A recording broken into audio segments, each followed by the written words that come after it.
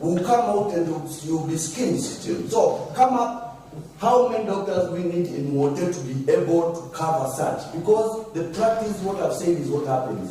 And it is very difficult to have one doctor who's covering overnight. Going from ward, if there is a patient for whatever, a cesarean section, is the one who's doing that. So, put the picture so that you may know. For us to operate the way members are saying, how many doctors do we need to have at Mote? So that we can have at night. Because at night everything goes wrong. You know, at night things go wrong. We need somebody who can be able to cover. But what is the implication? The staff number, the number of doctors. It is important that you put it here so that we know where we are. Thank you. Okay. Honorable Balu, you are taking more of a chair. So allow your colleagues to come first, then you come last. So you are winding up. Brian Zoma. Nashukuru sana Mheshimiwa Spika. Nataka niguzie kuhusiana na kuzembea kwa wafanyakazi katika hospitali zetu, na nitaongea kuhusu jambo ambalo lilitokea katika wodi yangu ya Makueni, hospitali ambayo inaitwa Masimbani, tarehe 15 mwezi wa 8 mwaka huu. Na ni kesi ambayo ilikuwa ni ya mama ambaye alikuwa amebahatika kupata mimba na alikuwa ameenda kupata yes. Nakurani kubali wapo una swali usichukue muda mwingi. Basi Kama una mfano unaopatiana basi kwa kifupi sana. Sije basi tutachukua muda mwingi kwa dodoo ndio hapa. Nukta. Nashukuru Mheshimiwa Spika. Kesi yangu inahusiana na uzembefu ambao unatokea kwenye hospitali zetu, na kesi inahusiana na yule mama ambaye alipata kupoteza mtoto kwa njia ya kujifungua. Na hii ilitokea kwa sababu alienda hospitali, akafika akampata daktari, lakini kwa bahati mbaya daktari akakosa kumhudumia. Akamwambia yeye alikuwa tayari kumhudumia kwa sababu ana zile gloves za kutumia ndio aweze kumzalisha. Mama akarudi nyumbani mpaka akaenda hospitali Kibwezi kesho yake, lakini kwa bahati mbaya mtoto hakubahatika kuzaliwa akiwa hai. Hiyo ni kesi ambayo huyo mtoto amezaliwa akiwa hai, lakini madaktari wetu wakalegea kidogo na tukampoteza huyo mtoto.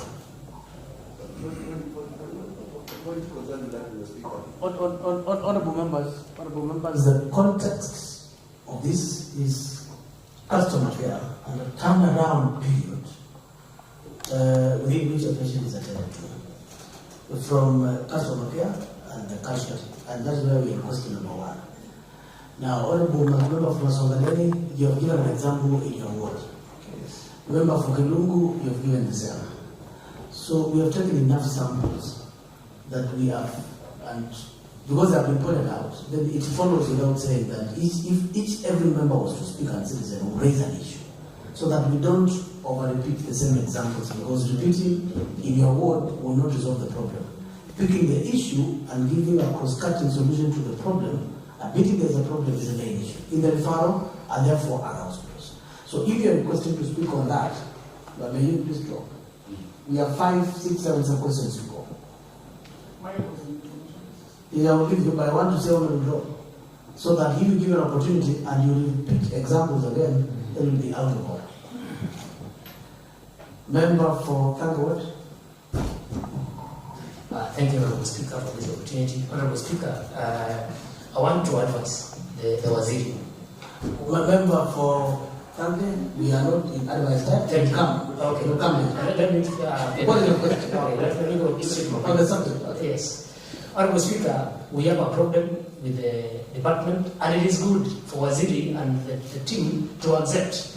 And then we can also plan for as we go for the supplemental budget, we can plan for what they need so that we can better our hospital.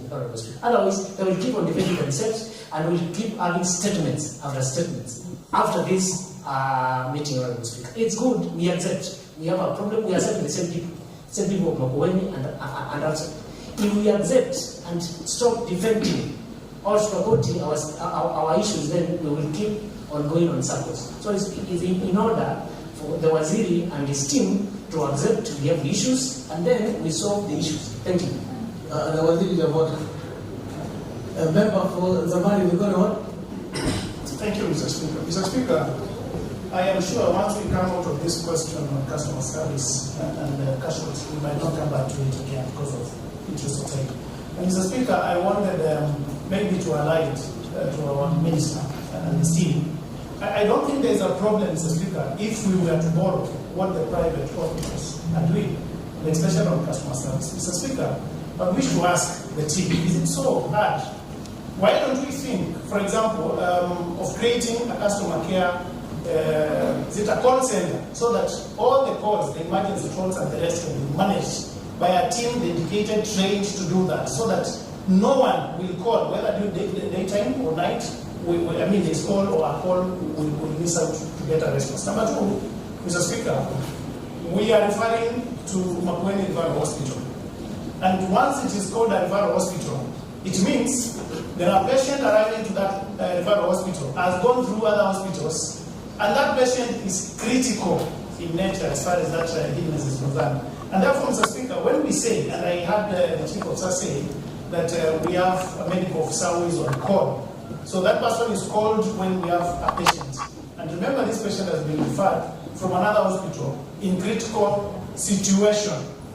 Mr. Speaker, I would wish that the department looks at it in a way that we have standing medical officers, doctors, because once someone is critical, that person does not need to be managed by nurses and the rest. And around 4 or 5, Mr. Speaker, medical doctors should be placed on the hospital. And Mr. Speaker, lastly, it is on the numbers he highlighted. I'm sorry to put it that, and I agree with the ECM when he said, even comparing Makueni Referral Hospital with Kenyatta National Hospital, that we are receiving more patients than Kenyatta National Hospital. That means even the patients arriving at casualties, at critical stages, are more, and therefore it qualifies for them to request for about even 10 officers, both night and day. Thank you. Member for Kiowa. Thank you, Mr. Speaker. This area of casualty handling in our Makueni Referral Hospital is one of the areas which is raising serious concern in our county.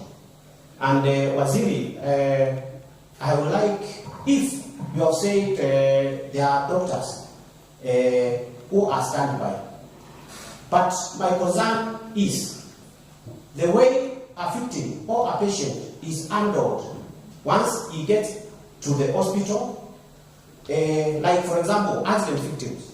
You realize that victim once is received, some of them are supposed to go to x-rays.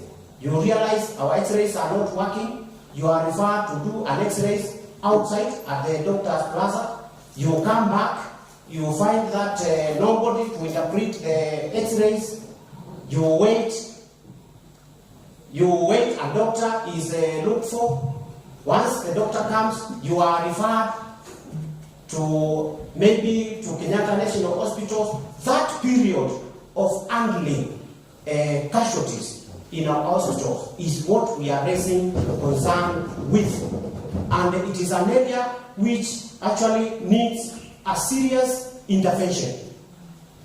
Waziri, Speaker, you have said it's not good to give a case study, but allow me to highlight a case in Ukia. We had a victim, an accident victim. Yes, an accident victim who was brought to Makueni Referral Hospital at 6 in the evening. That victim was referred to do an x-ray outside at the doctor's plaza. It took time. They did the x-ray. He came back. Once he came back, there was nobody to interpret that x-ray. And doctor came at around 1 to interpret that X-ray. Once he came, he was supposed to be referred to Kenyatta National Hospital. There was no ambulance. They had to look for an ambulance. They were told to pay. They paid, yes. But he was supposed to be taken to that referred hospital, that is Kenyatta National Hospital, the following day at 7, Mr. Speaker. That took for more than 12 hours. That is what I want to ask our ECM. Will you justify such a time period to handle an accident victim? Your point is made. Thank you.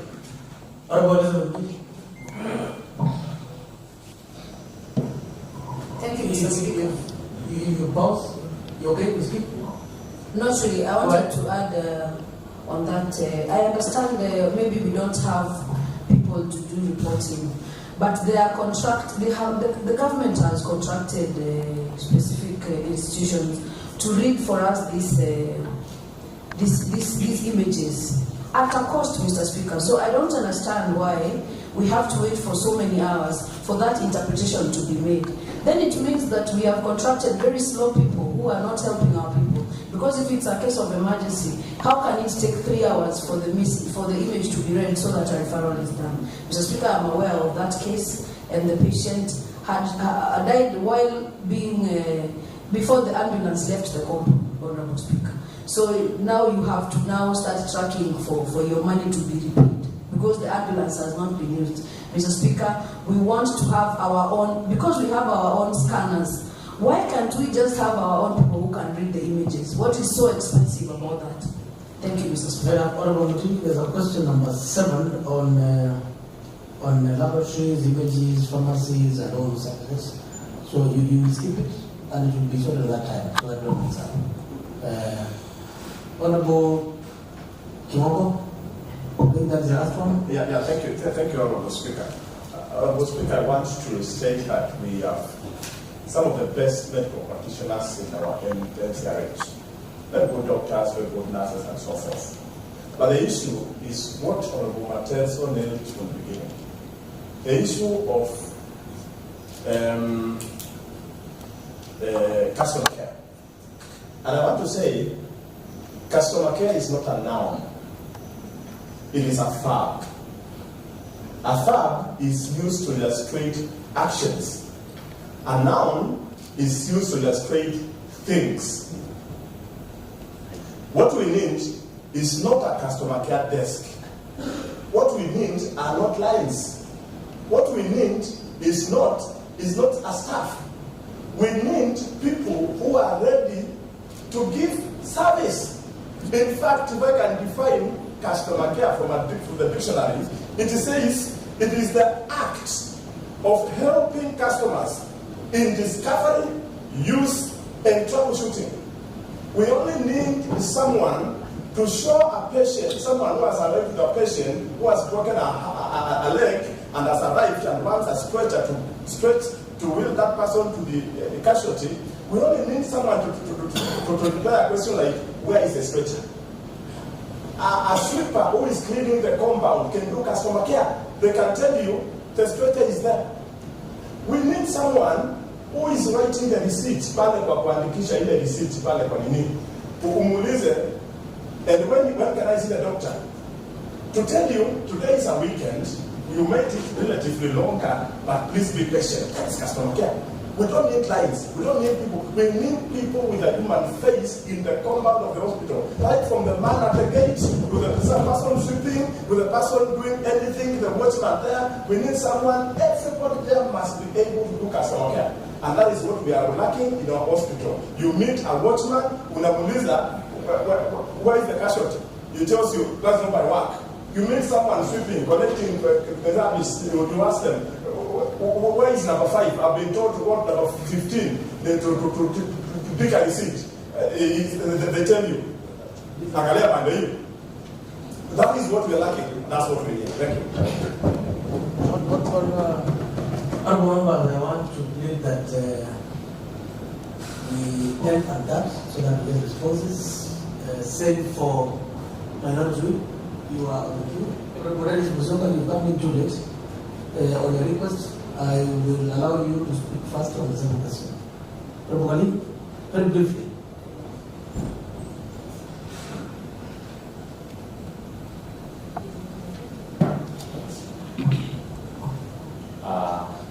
Thank you, Mr. Speaker. Mr. Speaker, we are coming here today to talk the truth because the reputation of our hospital is also going down, Mr. Speaker.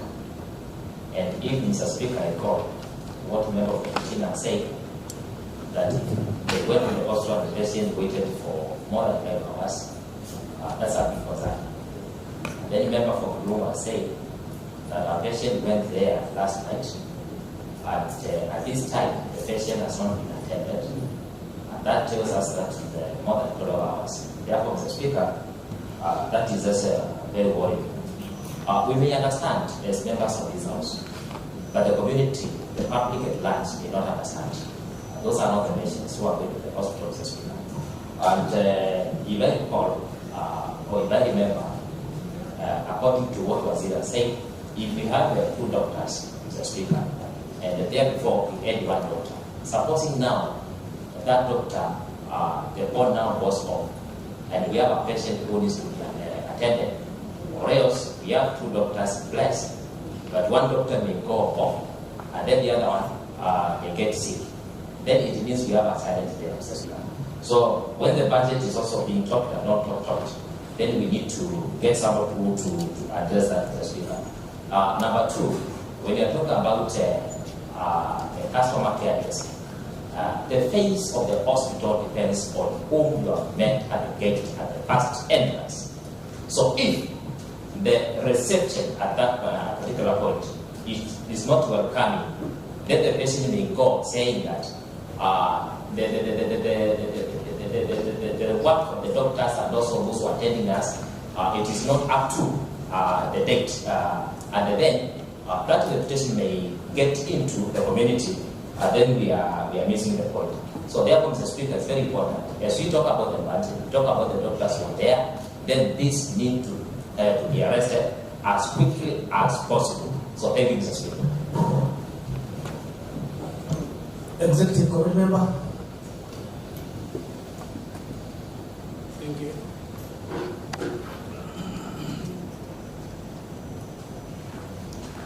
Thank you, Mr. Speaker. We have, as I mentioned earlier, engaged one of our partners, Makueni, to assist us in the training of our customer care officers, and this will happen within the next 2 weeks. We have an advert that is out, and within that advert for employment, we have the position of a radiologist captured as one of the officers that we will be seeking to recruit. That one is out already and being processed. We have an ideal staffing ratio numbers of medical officers in Makueni County Referral Hospital of 20. We currently have 8. We have a deficit of 12. For us to cover the hospital effectively, the medicine tells me that it requires an extra 12 medical officers. The chief officer is scratching his head, but we will be putting a request.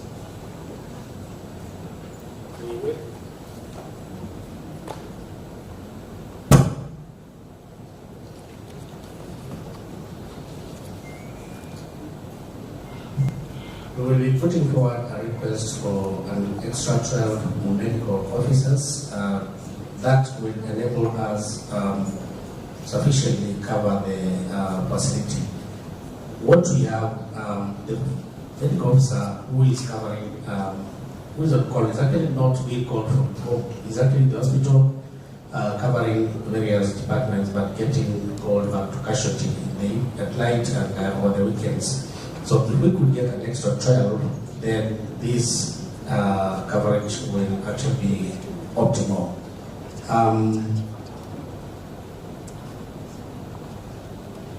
The referral system that was brought out by the Deputy Speaker is something we are actually in the process of curing with the automation process that we are embarking on. Because as I mentioned earlier, when you are seated, especially seated in Makueni County Referral Hospital, they have no way of knowing, unless maybe a phone call, they have no way of knowing that a referral is being initiated in Kibwezi, for example. But once you automate and the system is integrated, then this will actually be captured. As soon as the referral is initiated, then it will be captured in the specific clinic that this client is being sent to. The automation is work in progress. We have officers currently in our county from the ICT Authority of Kenya who are mapping out the requirements for this automation. Once they give us a report, then we will be tackling it in cabinet, and then we see how to go about it. Thank you.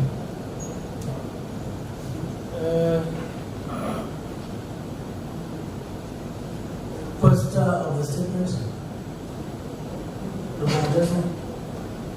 So, Mr. Speaker, if I may, I forgot to mention the ambulances. Allow him to speak so that he may raise an issue that he needs to speak. Well, thank you, Chair. I think we've heard the plans that the department has from care, and the words by Honorable Simongo are very weighty on this issue. I want to give a scenario that happened. At that time, you were not there. It was the other issue. Somebody brought a patient who was very sick, and the security team denied that customer who brought the patient from a parking that was meant for the hospital superintendent. And there was a lot of fights. A patient very sick in the car, somebody had just parked at the superintendent parking which was empty, and the security team are fighting that particular person who brought the patient. That shows you that if you plan to train even the security team, because that is where the image at the gate will depend on who you are found there. So that is something we want to add on what you will be training, if you are doing training. Again, I think it's important once we speak, or the plans that you have should be actually be implemented. We don't just speak and that's the end of everything.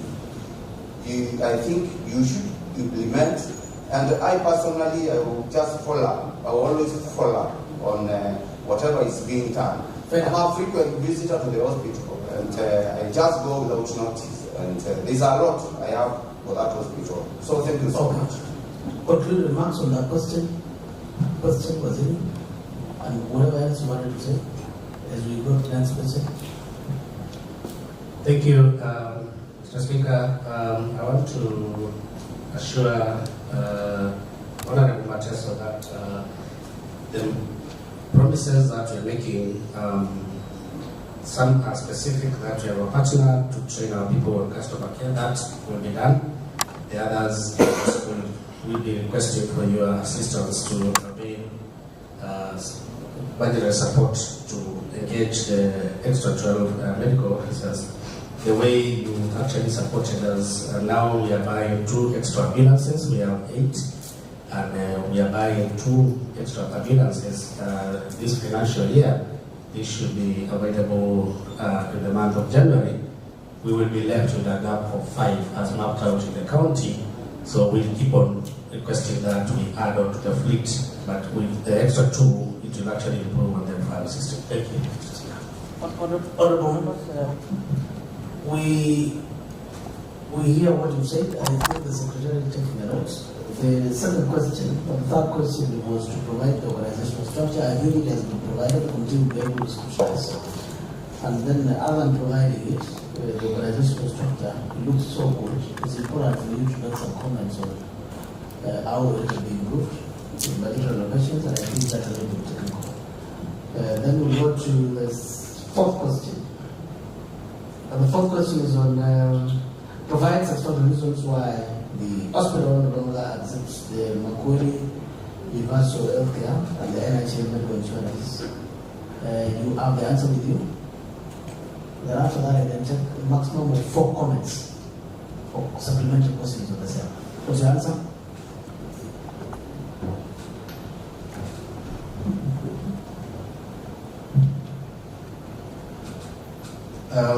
The hospital accepts both the UHC and the NHIF cards.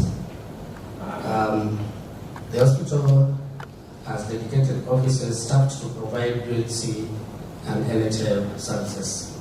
The challenge we encounter occasionally is on system downtowns, since both systems are online, run on online platforms. The server for the UHC is based at the Deputy Commissioner's office. When it has challenges, this affects service provision in the facility.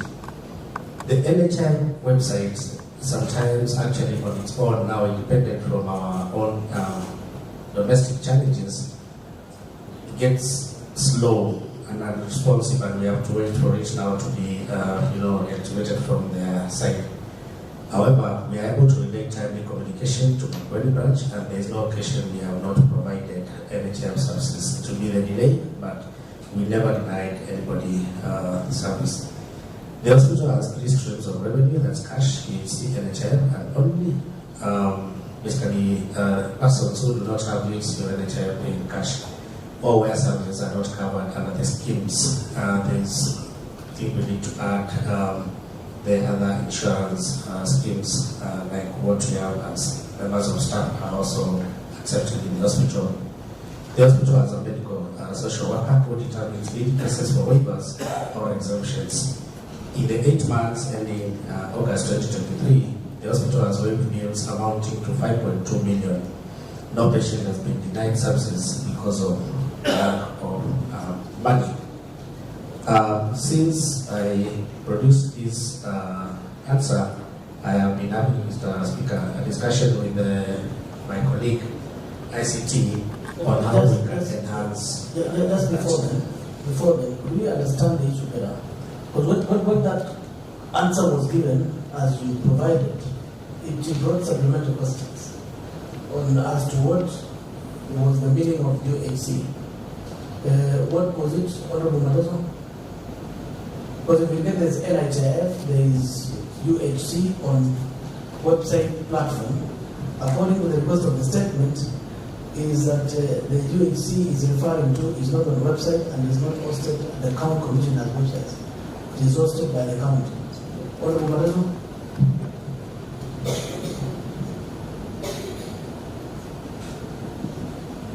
Thank you, Chair. It's good to make clarification on the UHC and the UHC I meant is the Makueni universal healthcare. That is what I meant.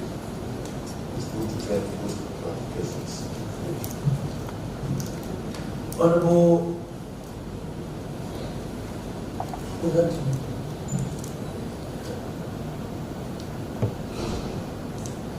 ahead, that's it. That's a professional result. The Makueni Care card is accepted in Makueni County Referral Hospital. The Makueni Care card has a waiting period of 2 weeks. So, not as it was, as I was told before we came in. Initially, it would have been instant previously, but the amendments that were made even before last year, it now has a waiting period of 2 weeks. So, a client walking in cannot, they don't have a card, they can't use the card immediately. If they enroll into the Makueni Care, right, they have to wait for 2 weeks for it to mature. And then it which also has limitations on some of the services that it can be accessed using the card, and it's clear to the wananchi on the same. So, Honorable Fiametta. Thank you, Honorable Speaker. My concern is, Waziri, you've said that previously the Makueni care was instant. Patients could use it after registration, now which takes 2 weeks. So what happens to that citizen who cannot afford, maybe to go to private hospital and get sick within those 2 weeks? Why is it not, immediately as it were previously? Why should a a resident of Makueni wait for 2 weeks, yet we don't know when sickness will come, and or a member of the family gets sick and they have to wait for 2 weeks? And maybe they just paid for the universal care with all what they have. So what happens within these 2 weeks? Is there a way the hospital can treat them and then wait after the 2 weeks now to deduct whatever they deduct from it? Honorable Francis Munyom.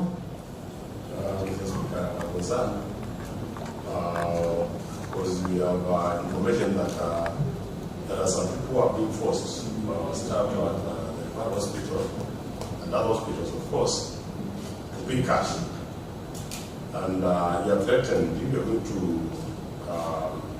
actually produce a universal healthcare card, you're not going to be treated. And once you give something small, because the country and the account has become a little bit dry in ports, Mr. Speaker, you are treated very fast. Actually, that is a practice. It's only that we don't want to make a lot of noise here. But Mr. Speaker, can Waziri tell us whether he's aware of that? Member for Kikumbuli Zone. Thank you, Mr. Speaker. My question is, if the requester was asking about denial of service because you have not subscribed to universal card, it means there are allegations which may be substantiated.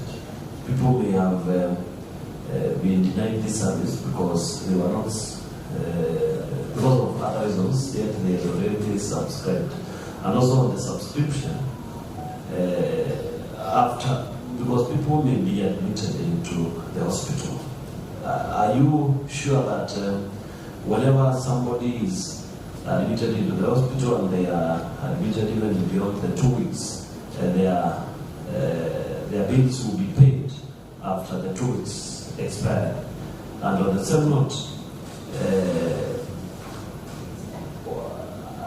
there are people who don't have the communication. You have not been telling the populace that the 2 weeks is needed for you to subscribe. You need to subscribe. You need to tell them that this is an insurance, and you don't get the service of the insurance if you have not subscribed to that, because you may have put the rules. Maybe this assembly may have put the rules, but you are not implementing the rules. You are not telling the people that they need to be subscribed.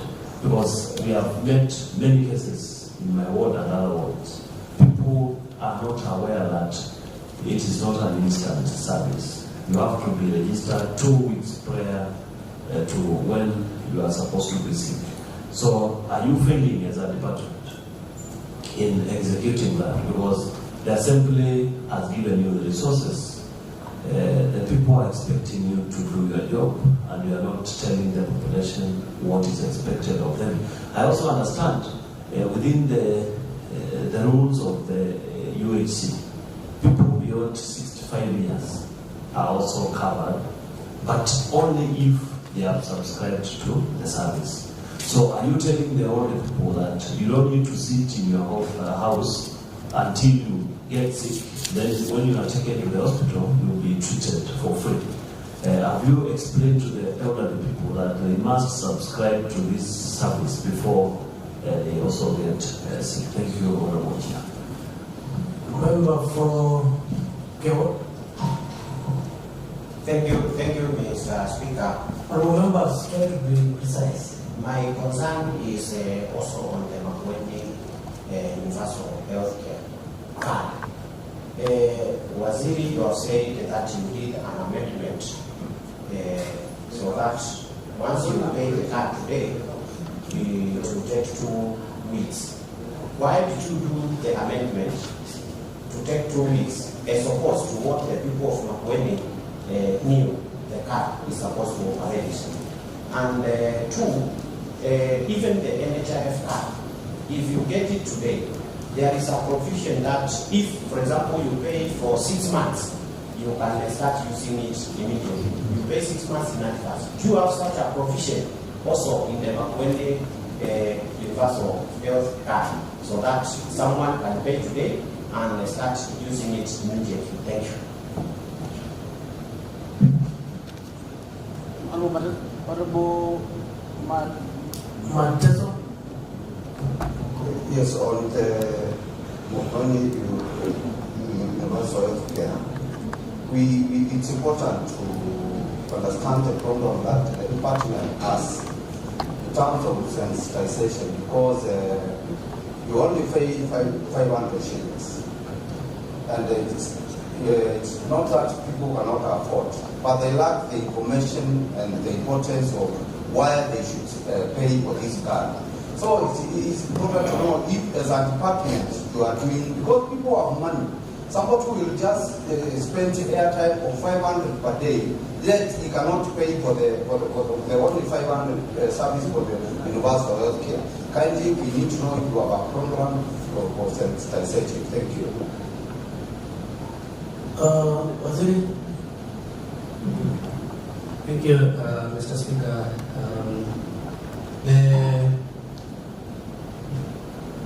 The changes that happened to the Makueni care happened in October 2021 and went through all the processes, including approval by this House. This was October 2021. Answered. The amount to pay is 1,000 shillings, not 500 shillings. And this is an insurance, so it will be an adverse, selection of clients if you are to allow it to kick in immediately. Is it a finance bill? It is clear. Finance Act. Yes. The charge is provided from the Finance Act.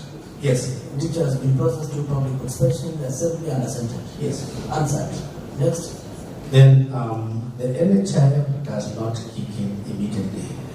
If you get the card right now, you will still have to wait for 2 months before that NHIF kicks in. The only time, Mheshimiwa, what you have talked about is probably if you already had the card and you had fallen behind in terms of subscription, that's when probably you can be allowed to pay a penalty. Then it kicks in immediately. Our elderly population do not have to wait more than 65 years. They don't have to wait for the 2 weeks. The elderly don't have to wait, and therefore, what is the practice? They have to register, but theirs kick in immediately. Okay. More than 65, but they register without paying the 1,000. Registration without payment. More than 65. And registration is instant. It kicks in. You register, you don't pay, you can visit the hospital immediately. Yes, for the elderly. I think that matters answers. Concern, Honorable Speaker, information. I have. I'll come back to you. We have the medical superintendent is whispering to me that we have a situation where some of our citizens actually don't have the documents, the ID cards, and the birth certificates, that are required. So I think we need to assist them to get these documents because you cannot be enrolled into the systems. When it comes to the few bad apples that I may be having out of the 2,000 people that are under our care, under our supervision, I feel and I would request that we bring them out. Anyone who is found to be soliciting for monies to evade the system, we are not going to condone this. And we actually have one or two in disciplinary leave process, but the disciplinary processes, whenever we catch them, that is exactly what we do. So this is not to be encouraged, and we will not encourage it. Member from Makueni, please come up to.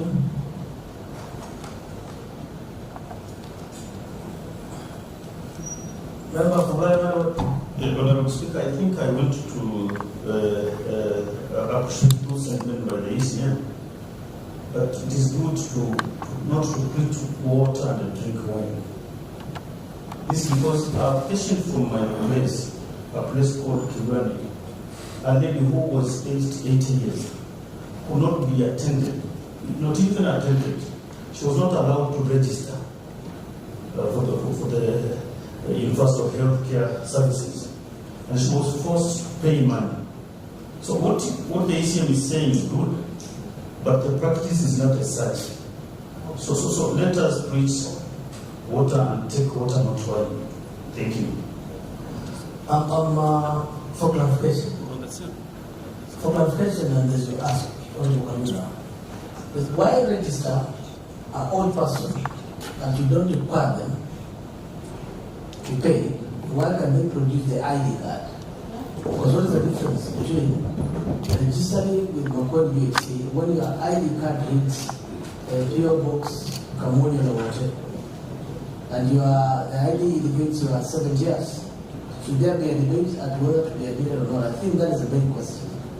And then if old people require to be registered, is it then not important for the government, whether the executive or the assembly, to sensitize so that those old people are assisted to be registered? And then thirdly, if then there is a requirement for 2 weeks grace period for our ordinary card to be applicable, have we sensitized our citizens on that change from 0 days to 14 days? Otherwise, they will continue to flock in the hospital. They will continue complaining that they are being denied services, aware that the previous card that had expired was expired. Honorable Galuna, you want to add on that? Thank you, Honorable Speaker. It is still hanging. The question is still hanging because I have cases where the elderly people are not allowed to benefit from this service free of charge. They were even forced to pay. Sometimes we ask the hospital to waive some amounts, like even 25%, and that has been happening. Maybe it changed overnight. It changed from yesterday. Then on the second note, where people, the elderly, do not have the national IDs, sometimes it is good to even vet them because they have neighbors, they have the sub-chiefs. That can really help because the most vulnerable people do not have information. In fact, they don't know what is happening around them. They don't even listen to the radios. Then number three, there is no sensitization. So you just expect people to be aware that this period went from 0 minutes to 2 weeks. And nobody is telling them. Then the last one, because that is sensitization and they have not been doing that for all that time. I don't know whether the county assembly is not able to appropriate monies to that effect. Those are the issues we also need to know. Then the last one, when you look at other counties, like even Kilifi and Kwale, they are taking advantage of the NHIF now. They are paying for their population, the vulnerable population, but then that population will take the money into their hospitals. That has been spoken not once, not twice by the minister and also the chief officer, but we have not seen any practical implementation status happening with the county of Makueni. It is better we spend some 100 million shillings on the population, then they bring 200 million shillings. And that way we will put the hospitals in the right places. So that is something we need to challenge ourselves, including the assembly, so that we can help the population. Asante sana. Thank you, Mr. Speaker. Indeed, we are making good progress, Mr. Speaker. And the issue of you having supervising over 2,000 staff is not easy, because one, of course, doctor is not someone to joke with. Someone who can open your head and close it with a stitch. It should not be joked around with, Mr. Speaker. Are these members motivated? Because number one, if an angry person, because sometimes hungry not as in stomach, but this person could not be motivated because this person has been there as has never been promoted, for example, Mr. Speaker. So I would ask, because I had the chair in his opening remarks, talk about issues of frustrations by the County Public Service Board on motivation and promotions. How is he dealing with this matter? Because some of them could be sabotage. You know, Mr. Speaker, because it's very, very critical, Mr. Speaker, for that to be handled. They've been doing all the best. But remember, there is transition even within. There are members of staff, like, for example, the CEO, Dr. Dolo, has been around in the hospital. And there could be some others who look at his size and say, what are you telling me? So Mr. Speaker, there are those things that we need to look at. Because you are doing the best, in good faith, but you find there are others who are pulling you down. So it's something that you need to look at. Now, the issue of the UHC and NHIF. These are two critical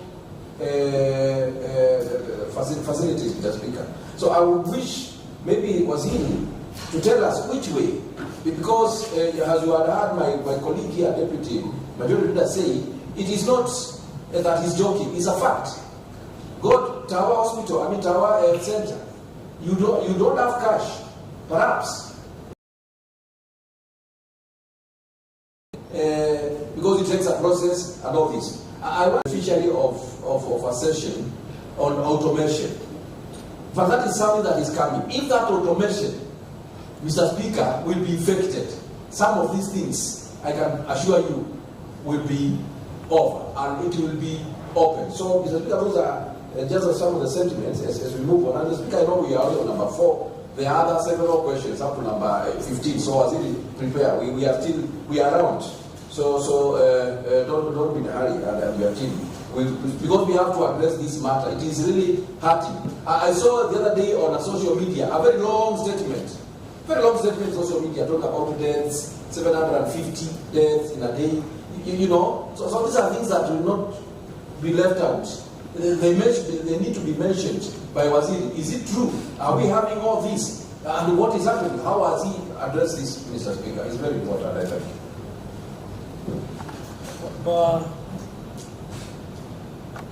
Honorable members, we can go to the next question. I've listened to Honorable Kaluka. The majority, 90% of the submissions is what you are laying emphasis on what recommendation for. So if your colleague has passed a point, you increase time so that you have an opportunity to speak in the next point. I've just received a text here. Someone says it's following the proceedings and I want to know what is the age that one is declared old to access healthcare. I think you will mention. I think the people have mentioned that. Honorable Mataso, you want to speak, Steve? Will you make it as small as possible? Yes, it's important to just understand, because they have said that they are working on the ICT. And I understand that is why, because ICT is around. It's good to mention where are you in terms of upgrading the ICT. Because you see, we talk to if the system is down, then our patients will not get the services. If, like, for example, we are using the NHIF. We'll come to that. We'll come to that. And I'm careful so that we do not deviate from the questions as asked. And then at the tail end, if you have supplementary information to inform your action point and way forward, that would be important. But the interim is important that we touch on these issues as they are. Chances are that they are going to inform decisions that are going to take corrective or others. Was it conclude on the aspect of ECM and ECM, and remember what the Governor said on the UHC local against NHF? Members, Mr. Speaker, we are in a changing environment. Even as we discuss the Makueni care, I need to quickly remind you of what happened a few days ago on 20th of October when the President launched the UHC program that is going now to run across the whole country. We need to quickly familiarize ourselves with the 4 bills that were signed into law the day before that, and that is going to even restructure the NHI as we know it. We need to also understand the digital bill that was signed into law by the President, and which is going now to actually guide us on the way forward in terms of taking care of our clients. We were slightly ahead as a county in terms of digitalization, and that's why I had mentioned that we had actually started working on our platform ourselves. So once the national government is actually actualized that, ours will be plug and play. We are ready, and we are ready with the primary care networks that are going to. So things will actually change a little bit more drastically in the next few months. I don't know, Mr. Speaker, if you want ICT to make the comment now or a little bit later. She's ready either. So that we don't affect the flow of the questions. Well, that's why I said, why can't we allow comments by your colleague on ICT, because they seem to be curing the issues. So when you cure before diagnosis, as a doctor, you know there's a problem. So you must take images, you must go, and remember we have a question on imaging and the laboratories and the drug supplies. And I think if the automation has to do with the commodities and drugs, there's a question on that which you need to touch on. It will be appropriate if you give us that report. Well advised. On the techniques. Thank you. I hope that matter is listed on the members, but the comments of the members have been taken, your response is taken, we will put that forward to you. Question number 5. Whether the hospital as a public copy box or portal, BPS provide a list of complaints that have been raised by members of public patient staff and indicate the action taken to address the complaints.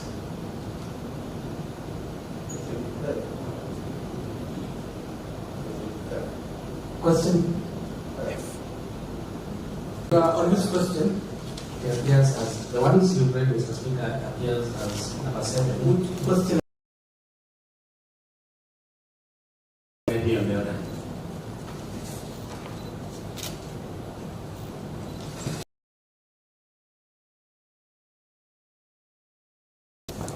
Pharmacies where patients have been referred, the purchase of prepared drugs, and why those specific chemist reforms were chosen. Mr. Speaker, there is a question that comes before that. I think we can ask the one with the lack of medical drugs. Next question about the specific chemists. Is why the hospital lacks medical drugs despite count as 788 million for the financial year 2023-2024 budget for purchase and supply of medical drugs. Action taken, the panel has taken to ensure provisions of drugs at the hospital is restored. Mr. Speaker, the department ordered drugs from meds as follows, as highlighted on 16th of June, drugs worth 37,839,000, and then on the 24th of June, drugs worth 72 million shillings. The June order related due to stock taking processes at meds, and the deliveries were combined and supplied to all facilities in the county. Makueni County Referral Hospital received their orders from 8th of August 2023, and since then we were actually supplying sufficient quantities of drugs, including drugs for hypertension, diabetes, and other non-communicable diseases. We have copies of this. Right now we're in the process of doing the next order. This just to top up on this for this quarter. This will be delivered in the next 2 weeks to the hospitals. Honorable, is that answered, honorable members? Member for Cascade Ward. Thank you, Mr. Speaker, sir, for this opportunity. Mr. Speaker, I would like to ask our Waziri. I remember that sometimes back we were with our governor at Cascade, Suit and Hammond, and we were told that some drugs had disappeared. Same thing applies to Kimakiwa by the honorable member from that area, also caught people carrying the same drugs, stealing them. What action has he taken as far as that is concerned? Honorable Francis Miller. Thank you, Mr. Speaker. Mr. Speaker, my concern is Waziri has told us last assignment that the result was 172 million, and he has indicated that in 2 weeks' time he will have another assignment coming, and we wish to know the cost. And Mr. Speaker, when you go to our pharmacy, people lining up to buy medicine. What? Yeah, when we go to the chemist now, then in the market, you find people buy medicine, and then you ask them, they tell you that they are referred, you want to buy the medicine there. If there is enough here, why refer to the chemist? If there are enough medicine. Thank you. Honorable Garuna. Thank you, Speaker. My issue is very simple, and it is also related with other issues within the hospitals. Because people are asking themselves, they can't tell when the drugs will be in the hospitals. That's why sometimes people choose not to even go to hospitals, because they will be in the queue since morning, and then much later in the evening, even without having the lunch and dinner and everything, they will be told to go to a nearby chemist to buy those drugs. And it is a common practice all over the place. You even heard from Honorable Brian saying that we lost our kid just because we were not even able to provide the gloves in the theaters. You ask yourselves, why should a hospital have a theater without an X-ray machine, like in Talawa? In the Talawa Health Center, they have the... On the X-ray imaging is a subsequent. So, thank you for no, I'm finishing. Yeah. Let us try to be as brief as possible. It's we are now almost quarter past midday. Okay, I will compile my question in the next opportunity. Thank you. Mine is on the same. Probably I would wish the team to respond as to the coincidence. In as much as I agree that medical practitioners can also run businesses in line with their duty, in line with their profession, just like any other profession.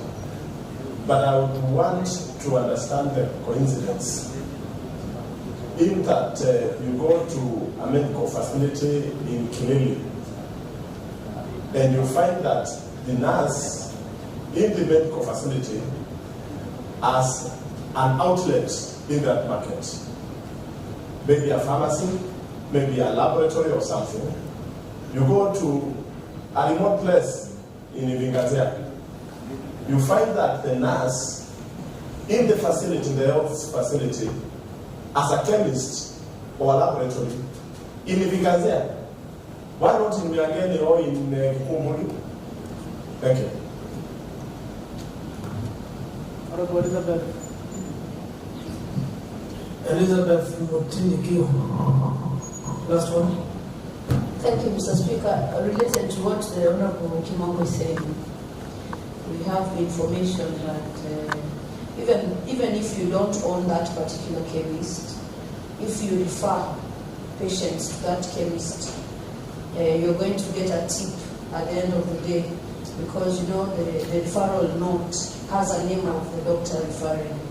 So there's something for that doctor from that pharmacy at the end of the day. Is the Waziri and the CEO aware of that? Waziri, that question as a supplementary question that was just to you, which you responded, why are questions being transferred specifically to Kaiti Pharmacy, Chemist, and Makueni Medical Services for purchase of drugs? A specific one. Go ahead. Thank you, Mr. Speaker. We have sufficient commodities, and I think I'm happy for Shiliwa, because actually when this came up, a good number of the honorable members went around the facilities in their own areas of jurisdiction, and actually quite a number called me and told me they are happy with the supplies in their facilities. We have to be aware that we have what we call the essential medicine, the list as given by the policy guidelines. So in case occasionally there's one drug which is missing that we are not able to stock, those rare conditions, then you might get a client getting requested to get it from elsewhere. We had an internal, audit within ourselves, and we realized sometimes actually the hakuna dawa might actually be because some of our prescribers are not following the, exact guidelines as given. For example, instead of writing paracetamol, someone writes either trade them, and the person in the pharmacy has the paracetamol inside there.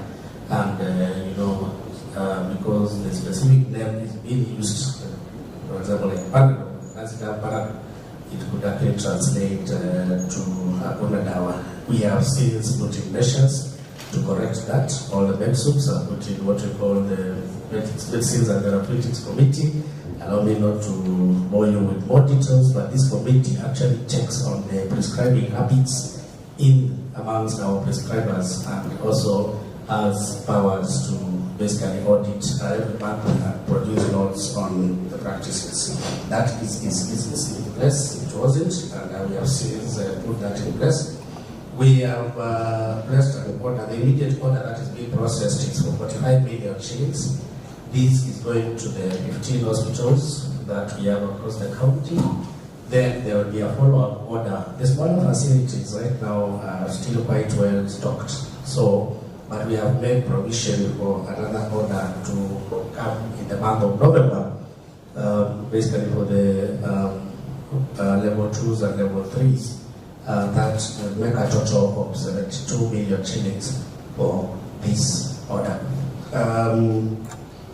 The case that Mheshimiwa Masongaleni mentioned is actually undergoing disciplinary action. This was purely someone we have taken through the disciplinary processes massively. So those are the few isolated cases that we are talking about, the bad apples, and we will handle them through the normal channels that are provided for.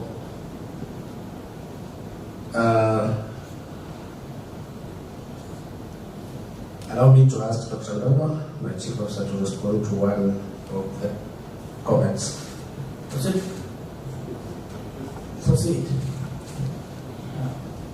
Thank you, Mr. Speaker. I want to respond on the issue of businesses, or instances of businesses being of medical in nature. This one is regulated by the regulatory bodies. And what I can speak authoritatively today is for the doctors, even the license they have from the medical board allows you only to practice in one facility. For the regulatory bodies of the other professions, they are still not clear about where you can practice. These doctors and the other health workers, they do those practices outside the working hours. And now this is where the thin line comes in. Will you prevent them, given the motivations that have been raised by the majority, when 510 are still sitting waiting for promotion? Do you now tell them they cannot go practice when their regulatory body has not prohibited and they are not eating into our hours?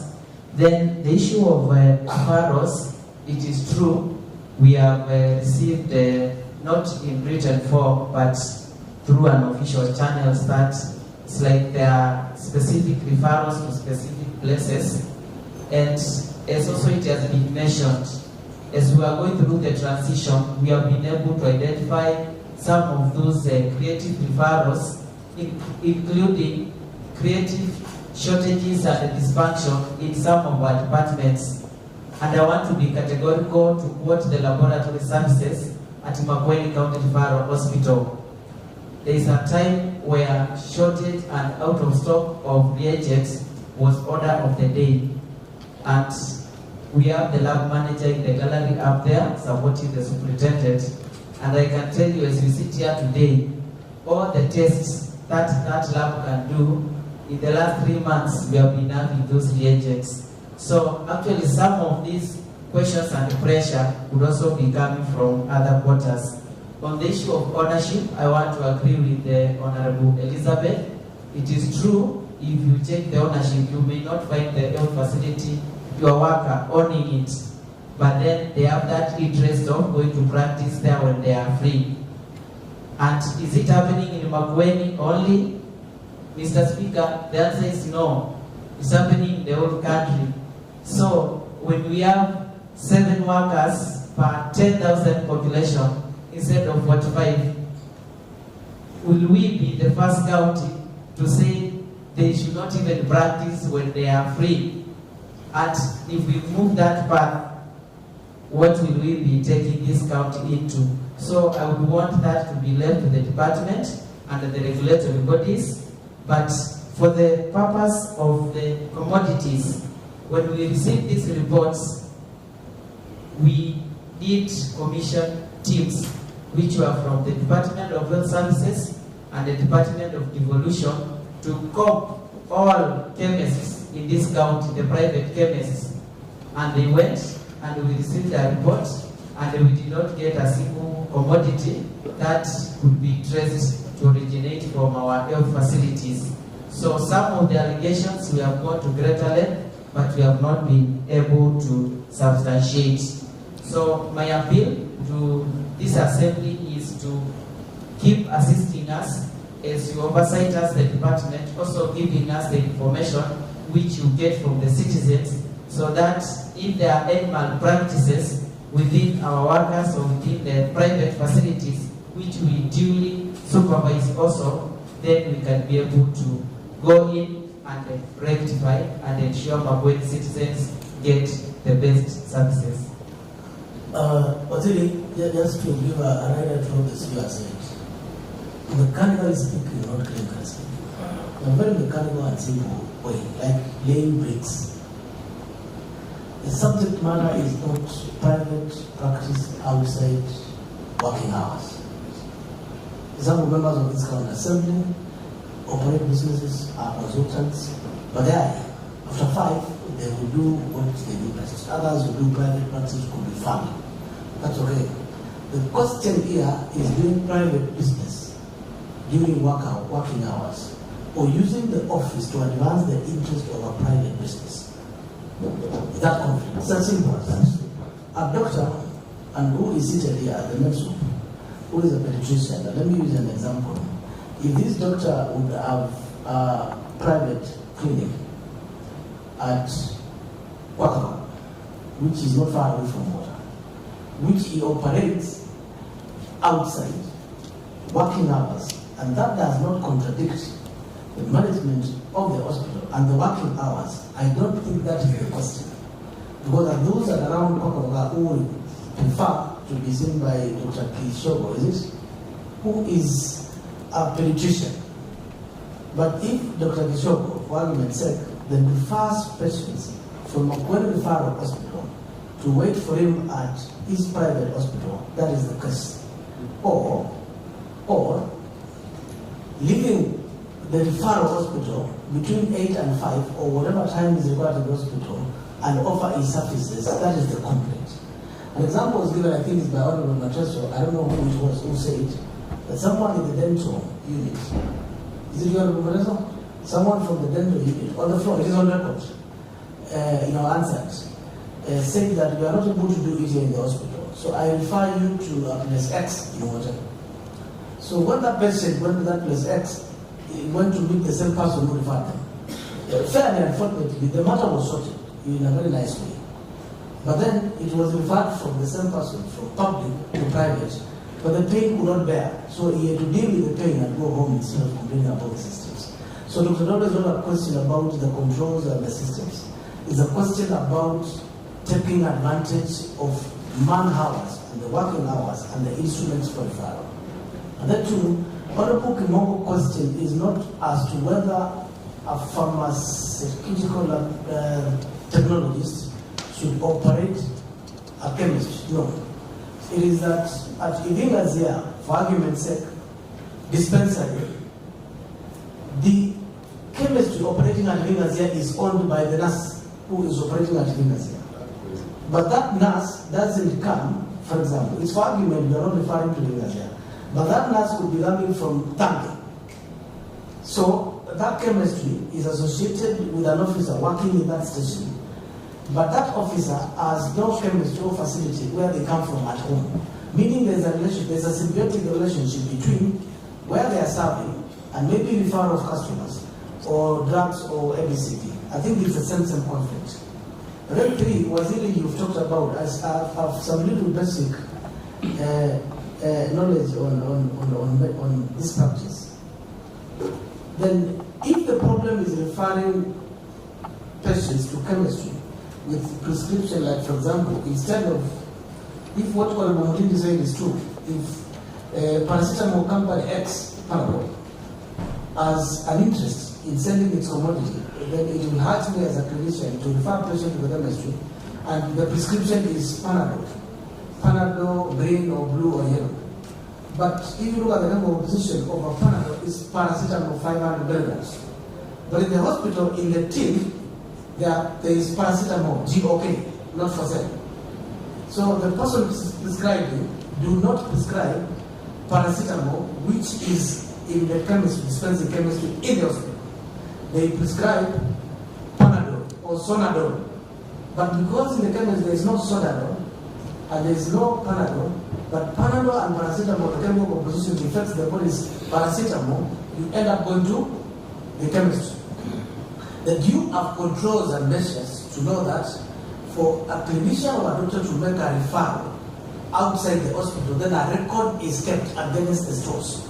So that then you can audit at the end of the day, or the medicine, or whoever it is, or lab director, or the pharmacist, or the CEO, to check whether all referrals for drugs were necessary.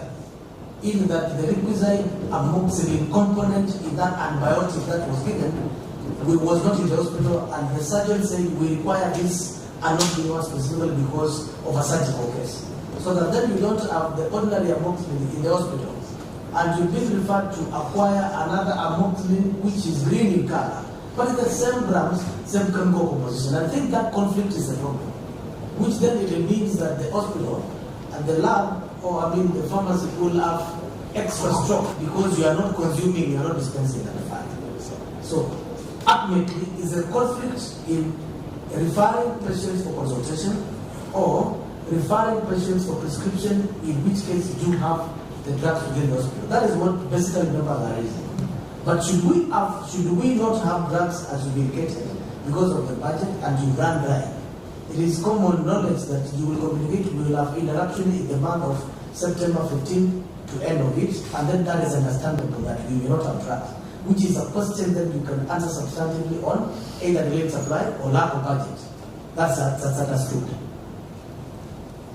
Thank you, Mr. Speaker. The conflict where a member of staff is basically spending hours that are meant to be within our facilities, spending them elsewhere, that is definitely correct, and we will not condone that. There's probably been some inefficiency in some of these supervisions and the enforcement of that.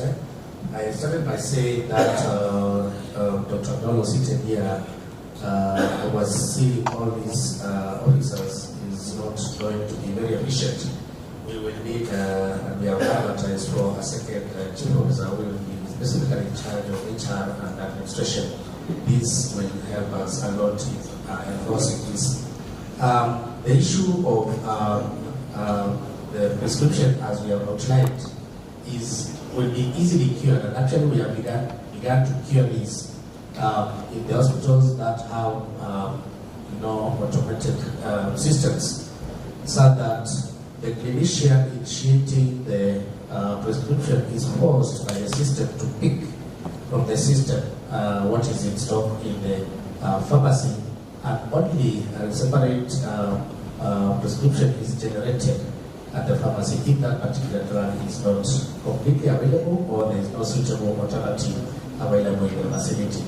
This will even be better cured when we have the automation system integrated, as we are working on with Waziri Elizabeth. Allow me to comment at this point in time that our own staff have been heard saying hawajaiona madawa kama hii kwa hospitali tangu waanze kufanya kazi. One of the reasons is because actually wanaogopa kushika hiyo madawa.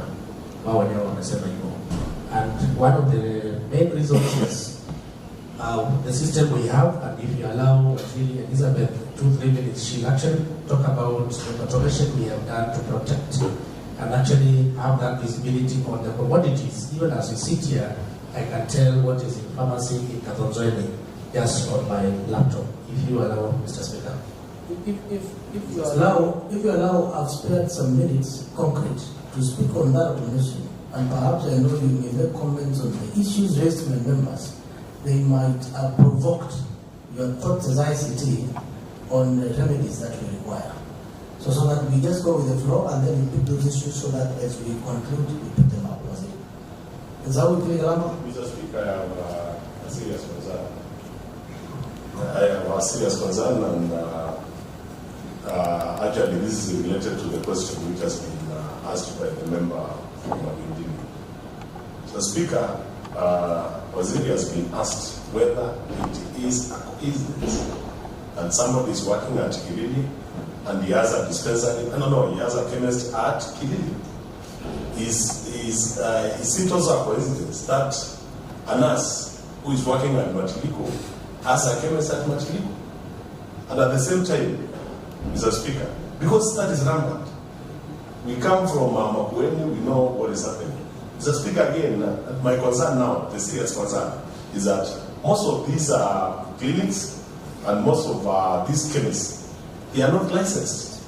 They operate at night. When you try to go around during the day, they close and run away. At one point, I went to Emadi. I want to refer to Emadi, and then happened to go to a very popular joint around there, where I go for some medicines when I'm sick. The Speaker was told it was closed. Then after some hours, during the night, that operator, I don't know whether it's a nurse or what, she opened. And that practice went on for around a week.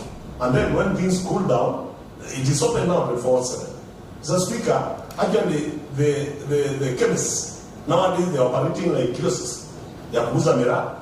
I'm sorry to say that. So we need to be told whether all those kiosks which are selling drugs in the name of chemists, whether they are licensed, and why do they operate at night only? And are you aware again? I hear you, Honorable Musa.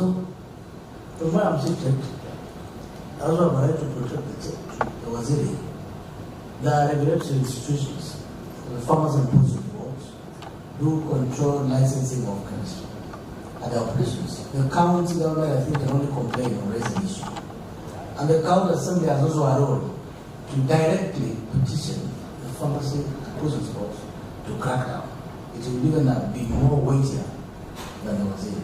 But I know that role still lies outside the mandate of waziri, other than advisory or complaint or something like that, or making recommendations. But there you go. In terms of one minute, no. In terms of if you were to take stock of whether all chemists are licensed, that is farmers and produce board.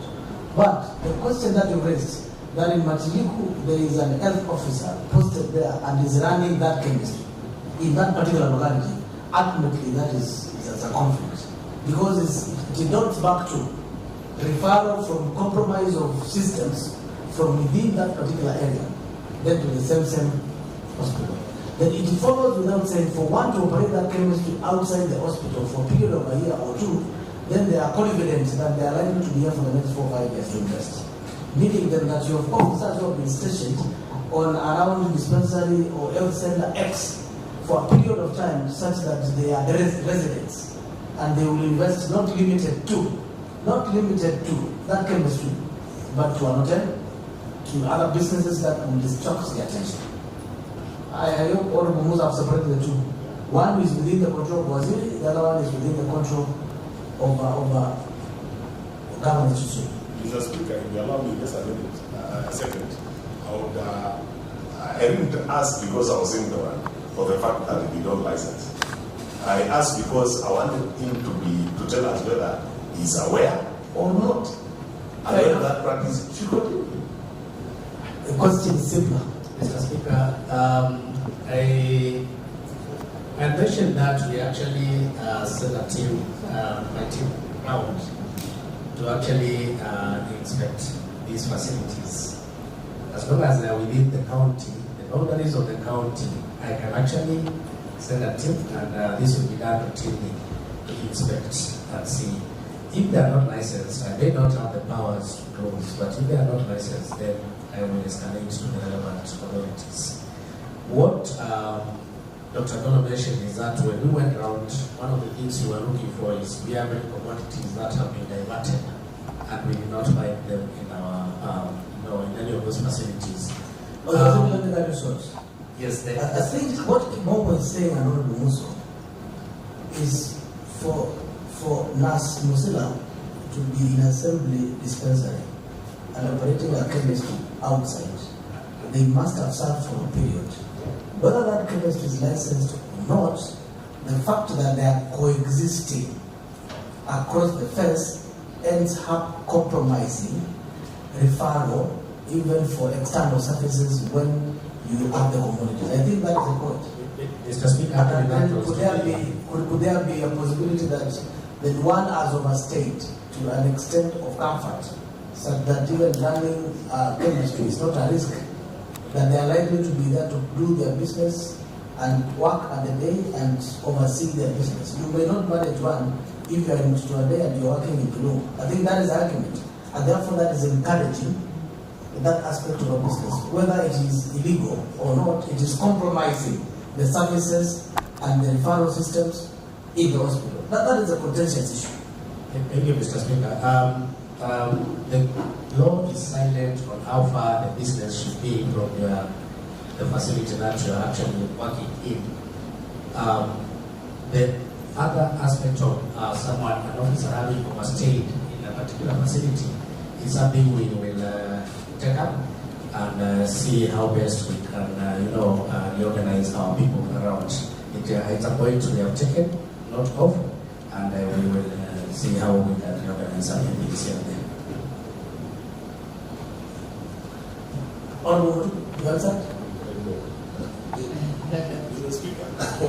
Mr. Speaker, I think what Waziri is telling us is that he has no control of the businesses, whether they are put in the kiosks, whether they are operated by their own staff. Because when he tells us that it is not prescribed in the distance that one should put a business. And here we are saying, and we are complaining, this particular nurse or this particular ex is selling drugs just at the gate of that dispensary or that health center, then it means that the speaker may not get much from the Waziri. So I think Waziri should commit himself to investigate and actually know whether that is the truth. Because according to us, and according to me in particular, it is the truth.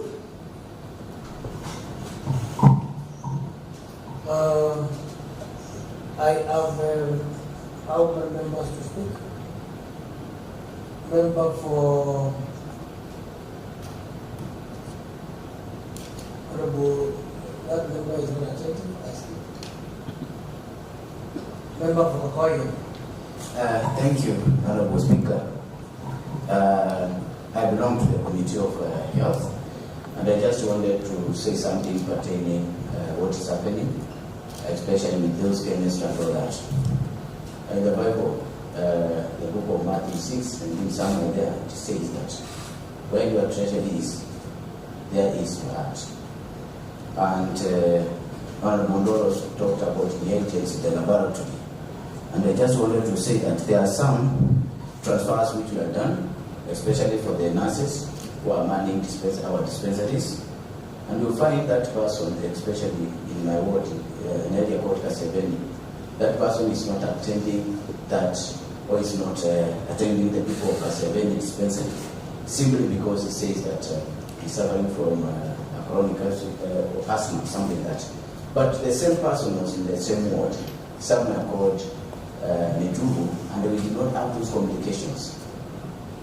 We did not have those communications. So I know there is a chemist there, and that person wants to work around Water Town because where the treasure is in Netubu. So that person is reacting to that transfer so that I can go to Netubu. No, the whole issue here is about the attitude. Even if we say we are going to bring a system, I think I've worked with more than 5 ERP systems since I started working. And the system is good as the users. You have heard even only prescribing the painkillers and all that. Somehow we are sending our patient to go and buy from outside, but we are not treating them, or we are not taking the stock of the painkillers which are in our hospitals. Simply because you cannot, even if the system was as good as what, if I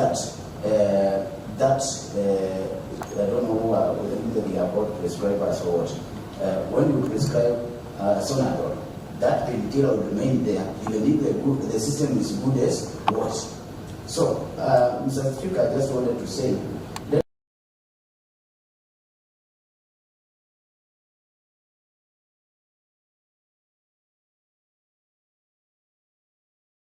that person has been taken to another branch or to another dispensary, and he said, no, I will not work from here, and he goes and takes papers from elsewhere to say he has this asthma. While he was working in Juvu, he was very comfortable. Mr. Speaker, there are those reactions which are taking place, and I support the judge at large. Thank you.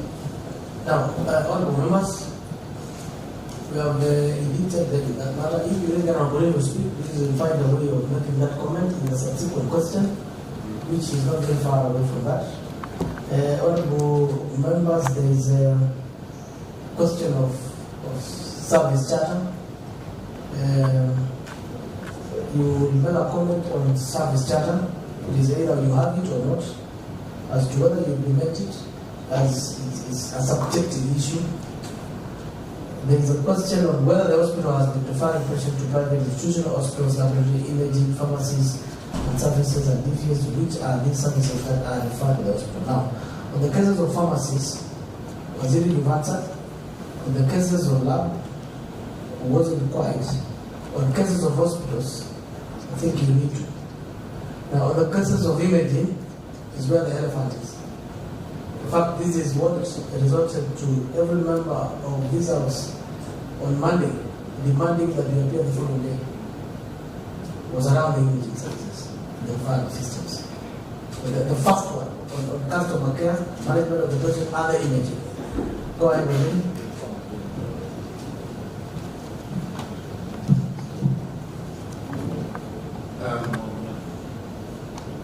Thank you, Honorable Speaker. Yes, we have the service charter. We have the overall service charter in the facility, that's the hospital. And then we have, each department actually has its own service charter as you enter the department. So that is in place. Then for the imaging, Mr. Speaker, if you allow me to request that the medical superintendent of Makueni County Referral Hospital takes us step by step on how we handle the imaging requests to the facility.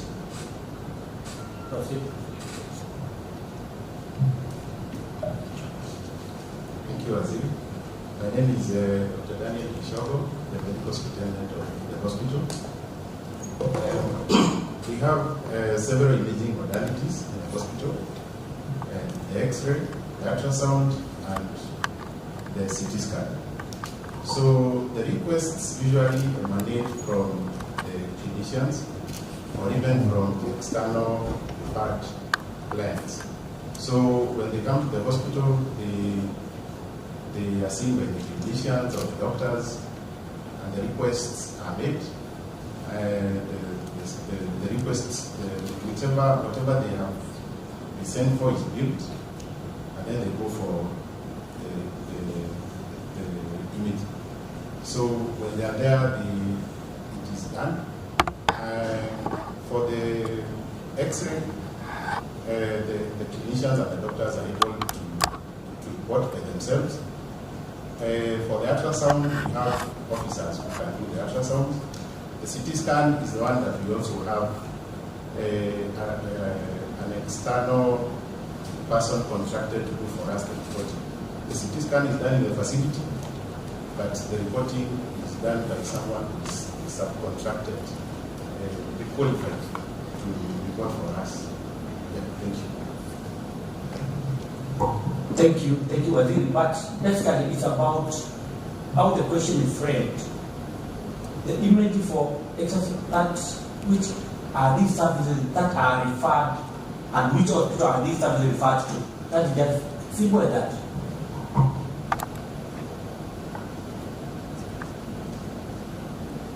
We have, as Mr. Speaker, as in the supplementary question that we responded to,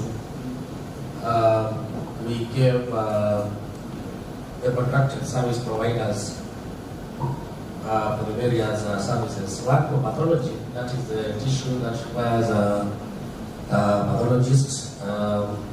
We have Lancet Kenya laboratories, and we have diagnostic and medical legal laboratories.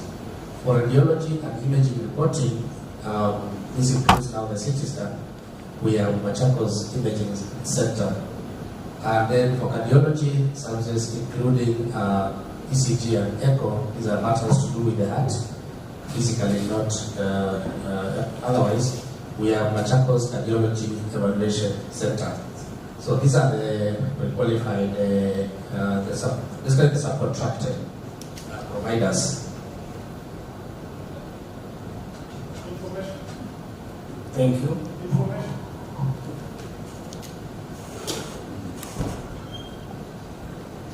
Thank you, Thank you, Mr. Speaker. Mr. Speaker, I wish to ask the Minister, at the level where we are, having done now around, should be around 11 years of evolution. Of course, the Referral Hospital was there even before evolution. Should we still be talking about referring some of these cases? Because I want to believe at this level, what is being done by Machakos Image Center, it can be done by the Referral Hospital. Makueni people, we have qualified doctors. In fact, I met a doctor who was working with us at the Referral Hospital, and I think he has left to look for greener pastures because he felt that his services were not being utilized properly. I don't know whether it is the wage or the payment and the salary and all that. But I believe that in Makueni we have qualified doctors in every profession, and it is the right time we started thinking about equipping our referral hospital so that we don't now keep on referring our patients to outside consultants, because they are very expensive. When they go outside, the payment that we do there, it is, exorbitant. Thank you. So what is the question? Is it not the right time, Mr. Speaker, that the minister makes an appeal? Because this is a very good forum, Mr. Speaker, for the minister to make a plea to this assembly. It is the same assembly that passes budgets. It is the same assembly, Mr. Speaker, that talks with the governor directly as far as his manifesto is concerned. And in the manifesto of the governor, Mr. Speaker, he talked extensively about health and ensuring that we have these equipments that are found in other hospitals, in our referral hospital, so that when we are doing budget, Mr. Speaker, we can factor some of the issues that will have gone into record in this forum. Thank you. Okay. Let me set the base. Let me tell you why you're here. You're here because when I was chairing the plenary, more than 10 members made statements indicating that, in actual fact, you far much better referred from Makueni or Tawa directly to the imaging center, because after you refer to the referral hospital, you will end up being referred again to the imaging center. So all imaging services are referred to the Machakos imaging. I do not know, for this debate, is Machakos the so-called transplant? For clarity first, so that we understand what is Machakos imaging. Is it the one opposite the hospital? Thank you, Mr. Speaker. Machakos Imaging is in Machakos, but they have a branch in Makueni at the Doctor's Plaza. Fair enough. So Machakos, when one refers at Doctor's Plaza place, it is the imaging that is in that premises. Yes, but from the response that we have, what we refer there, there was a misunderstanding when members were debating, is saying that you have indicated that you have an engagement with Machakos Imaging Center or whatever the name, but it is not done at Machakos. It is done at Doctor's Plaza. So we wanted to know whether the Machakos Imaging has a branch in Makueni and therefore it is Machakos, which is at Doctor's Plaza's place. Is it the same station? Is that the station? It is the same, Mr. Speaker, but it is the reporting. It is not doing the test. No, we want to understand. I don't know, it's a simple question. We want just to understand the geography. That whether the branch of the Machakos Imaging Center as a branch for whatever services, whether private or referred, yes, next to the Doctor's Plaza or thereabout, it is the same. Yes. So when one says Doctor's Plaza Imaging and Machakos, we are meaning one of the same for purposes of this debate. Yes, Mr. Speaker. Thank you. So the argument was that every imaging service that you seek from the hospital, you will end up referred to the Doctor's Plaza Imaging, which is the Machakos, notwithstanding the services that you referred into. And that's what been said by the doctor, the medicine. So that's a big question. And notwithstanding that the facility hospital has the equipment, that was the debate. I'm just reporting what was said.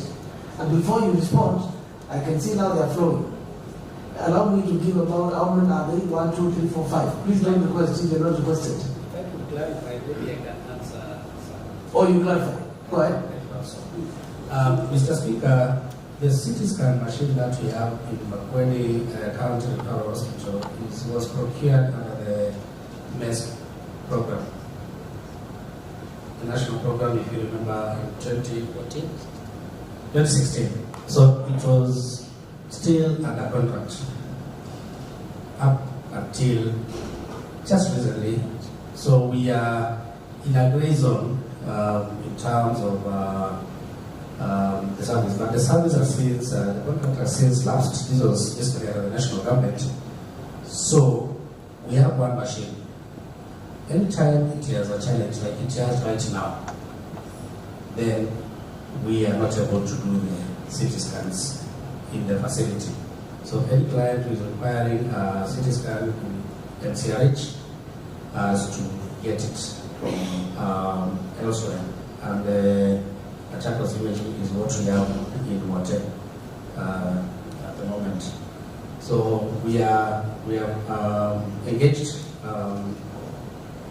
basically service provider to repair the machine. As soon as it's back, then we'll continue to do our imaging. The reporting is the one which has been outsourced through and through, and that's why we felt we need now to have our own in-house radiologist as per the advert that we have run. Honorable Eric Adumo. Thank you, Honorable Speaker.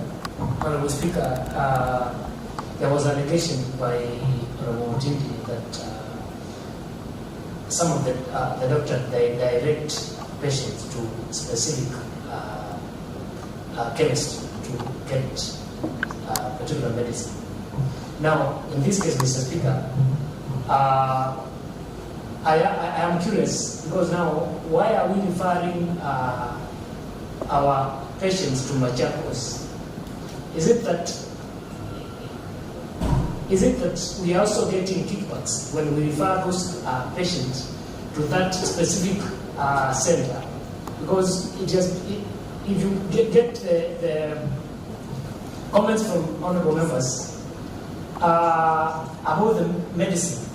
Now, when it comes to the issue of scans, then we have a specific center where our patients are being referred to. Is it also the case that we are, as we refer them there, our medics also get something from the same center? Thank you. Honorable Elizabeth Mutindi, your advocate has spoken for you. Nevertheless, you have the right to represent each other. Thank you. I want to thank the advocate for highlighting the matter. But there's something the Waziri has said that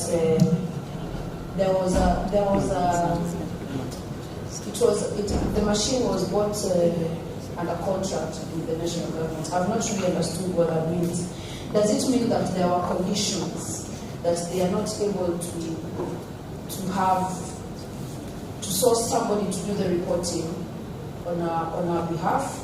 Was it a condition, or did they find it simpler and cheaper for the government to outsource someone to do the reporting? Secondly, Mr. Speaker, what was alleged, what I alleged, as Honorable Katumo has said, regarding these pharmacies and chemists, we also have information. Mr. Speaker, I wish I will not be crucified with what I'm saying today, but we have information that even I was going to ask the ECM and the CEO if they are aware that the scan right now is not in use. Mr. Speaker, this scanner goes bad. Sometimes it's by accident, but sometimes it's not by default. It's by design, Mr. Speaker, so that we can have our patients sent to imaging center, where a specific patient will be taken by a specific ambulance with a specific nurse, referred there by a specific doctor, who will, all of them will get something at the end of the day. Mr. Speaker, when I'm saying this with being confident, so let us not hide our heads in the sand, or if maybe the department leadership does not know, they need to go and find out. Sometimes the machine is fine, but somebody decides that now it has to break down so that we can earn something. It boils down to the demotivation that we were talking about. These people need to find some money in one way or the other. So I want to understand why the reporting has to be done. If it was part of the contract, maybe we would understand. How much are we talking about when we outsource somebody to do the reporting versus when we have our own personnel reading those images and interpreting them, who are employed by the government. So, Mr. Speaker, when we are talking about these referrals, when the scanner breaks down, now there is that other case of a doctor now sending a specific ambulance to that specific place to do. And Maku, if the facility is contracted to do that for us, they are paid. So our patients should not be paying twice for the same services. So can the ECM and CEO explain if they know, if they are aware? If they are not, they may need to find out what exactly is going on regarding surrounding the scanning section. Thank you, Mr. Speaker.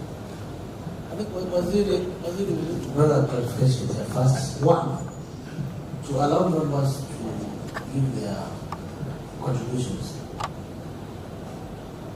If you do not have a radiologist, it means that the scan is taken at the hospital, correct? Yes. So, but it's through computers and mails and whatever, or this is taken to a radiologist online, whichever means to Machako's image. Then someone reports at whose cost? At the cost of the patient or at the cost of county government?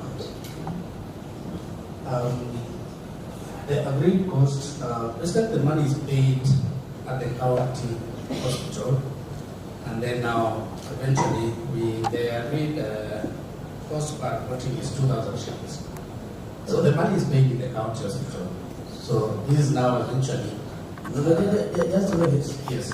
It doesn't matter where it's paid, whether through a PESA, MasterCard, Visa, ACD. It is presumed that if we're a radiologist in the hospital, that scan will be reported by a Makueni County Fire or Makueni County government radiologist, a doctor. True. And then there will be, other than the UHC or NHIF or Makueni Care, whatever card in form of insurance, then as a patient, I will not need to pay for reporting, correct? In the absence of that, then if it is contracted, it means then that now that we have not hired a radiologist, the county government, then we outsource that service at the cost of the patient will incur, whether pay at the hospital or pay at the imaging center, or the county government will pay the imaging center. Because the essence of contracting it is that it is the county government that will bear the cost of a service that they could not offer, and therefore it has been contracted. So which is which? The total cost is what is in the finance bill. So the patient does not pay the extra for the reporting. So what is in the finance bill? So the cost of reporting a CT scan is, let us assume our CT scan is working. What would be a cost? You may allow the doctor to integrate directly on your behalf each issue. The CT scan depends on the region, the body. For example, a head CT scan is 7,000 shillings. Yes. So that's what. Is it a finance bill? Yes. So, in an ordinary circumstance, CT scan will never be free. That's what you say. Assuming that our machines are working, we have a radiologist, it will cost us. Is that the point? It will cost us. It will cost the patient an extra cost outside the UHC card and NHS and so forth. He was to pay directly. Is that the case? Outside the UHC card. UHC card, I said at the beginning, has limitations, as stipulated in the law itself. The services that are free or that you don't pay, the others that you must pay for. Yes. Like when you go to theater, there are implants that one must pay because they are not provided for in our health financing. Yes. It's a county government. Yes. So to what extent is a CT scan covered in our health financing as a county government if we were to offer that service at a cost or at a zero cost? At a cost. Depending on the condition. At a cost. At a cost. So it is this cost that the patient, instead of paying imaging directly, will pay the same cost at the hospital. At the hospital. And then the hospital will pay the imaging center. So you are only transferring the cash. Yes. And outsourcing the service. Yes. So that is the clarification. And then number two, then the other issue is who then facilitates a patient from our hospital to the imaging center in terms of an immobile patient who cannot move. Is it our ambulances or patients who facilitate themselves to that place? Because that has been a challenge where a patient has to collect themselves. You look for means, private means, then you are weak there, you come back, you produce, then the treatment plan starts. That's another question. And then number 3, because that is the point of diverting, because remember, as we said, that there's a mixture of services between the county and the national. It is presumed when you go to the hospital and the county government hospital refers you to another entity, it has since taken over the facilitation process other than that aspect of it. The 3 was, if there are services that we are not offering as a county government, it means then you cannot refer to the private entity that offering that service. And it means that you are not offering at all, and that will not have an equipment, like you said in Lancet and any other. Meaning that outrightly we get to the hospital, you'll be referred, we don't offer this service, you can only get it at Machakos, you cannot get Nairobi, you cannot get Kenyatta and everything. Is that the case? If I may check, just the last one, and I'll request Dr. Nishogo takes us through the journey of the imaging. For the oncology, for example, and just to mention that we have actually 2 doctors in training in pathology. One of them is coming back, is it in March? Yes. So we're expecting them next year to finish their specialty training and come back and offer these pathology services now in-house, the same way we are recruiting a radiologist to basically be in-house. So for that specialized service, for example, if it's histology, what we try to do is make it easier for the client. Instead of sending the client all the way to Nairobi, we are able to get the specimen ourselves and transport that specimen through our systems. We have engaged basically a partner who assists us. It's a specimen which will go to Nairobi to Lancet, and the report will come back online.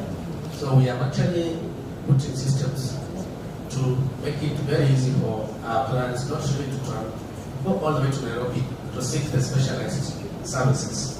It would actually be more costly, more time consuming for them. Then the same way we are in Makueni, even as Dr. Nishogo answers the question about radiology, we only have one place available in this town for CT scans outside our facility. If you look at our CADP 3, it has captured the elevation of MCRH to a specialist hospital, basically referral hospital as it should be. So we have outlined oncology services, we have outlined the enhancement of the radiology services, including an MRI that should actually be in place in this facility as it is 10 years, 11 years down the line as we're sure of materials. So we will be coming and requesting that we put in money to actually purchase another CT scan machine and an MRI machine. I think good number of us understand because we have had clients on the outside. Then even now get to engage a cardiologist for the 3rd category that was asked for. Dr. Nishogo, take us through the journey. Once it's made, decision has been made and the machine is not functioning and the client is not mobile, because the one who is mobile will just walk there. Okay, Honorable Madaso, I hear you. I don't know between you and the child will come first. It's always better when you allow yes. It's always the child.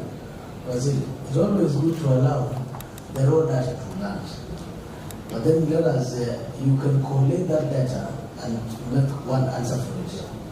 You will answer, the presenter will still want to present. So let us allow, I think there are only 3 members who want to speak. Starting with the Honorable James Kalunda, followed by Honorable Video and Honorable Matasu. Make it brief. Thank you, Honorable Speaker. I will be very brief. It's about, because we have the complaints from the citizens. I heard the minister speak of 2,000 shillings, yet sometimes I contribute to a tune of 10,000, 15,000. Sometimes you are told that 25,000 you are doing the scan. What is the, because I don't understand the framework you are using. to dictate how much the client, and also the client is being sent to a private clinic or a private premise where they are getting that service. What is the rationale you are using to even dictate how much the client is being charged? Then two, we have seen a deliberate action by the officers at the referral hospital where they want to send people to those private clinics, and that's why the scan is not working currently, and it will not work. I can tell you, it will not work. Then secondly, that charge you are making through that private hospital or private clinic, why don't you just employ somebody who can be reporting for you? Because I understand sometimes they go with the disk and they are given the reports. Sometimes you are told it is a specific person, yet you can still acquire the services of that person and then does the same for the county. On another note, if you are pre-qualifying, a private, yes, thank you, Honorable Chair. If we are pre-qualifying, it should be, the pre-qualification should be the cost going to the county, not to the citizens, because the citizens are crying all over the place.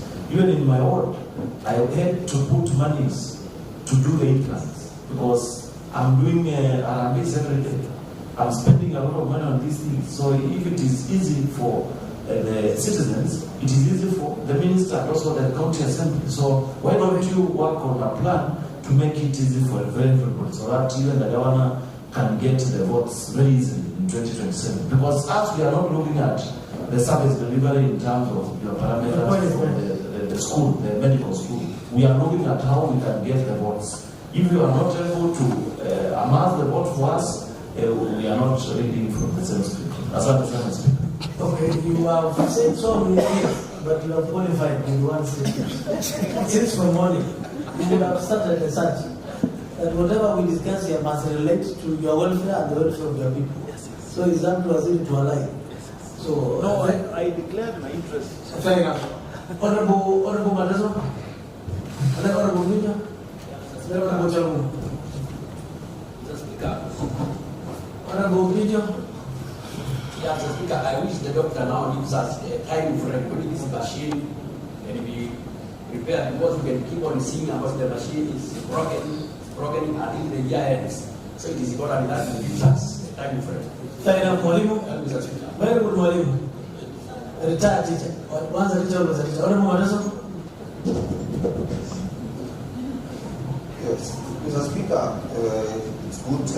It is a lot of business today. And, Mr. Speaker, we are, as the requester of this statement, there are some questions that tend to be skipped. One of the most important questions is why are patients being referred to specifically to some chemists? That one has not been answered. And the answer that they gave was not satisfactory, because they said that they have no preference to any referral to those particular chemists in the pharmacies. Mr. Speaker, according to me, if I were them, I would actually not just mention that. I would have just said that we will interrogate this matter. Because if you just dismiss it completely and say that we are not aware of this and it is happening, these are our people speaking about it. There could be a good reason as to why they are being referred there. Maybe there are enough stocks in those pharmacies and those chemists. But if you completely say you have no idea of this, then we think otherwise. Number two, our people are spending very costly on these specialized image services. Very costly. Even ourselves, to an extent of even dipping deep in our pockets and helping our people. And my findings that I want to offer to this house is that this could be a scheme of business. This could be a conduit from our referral hospitals to these contracted institutions. A conduit of making business. Because if Waziri, you are heading a flock of over 2,000 staff, you may not know what happens in your back.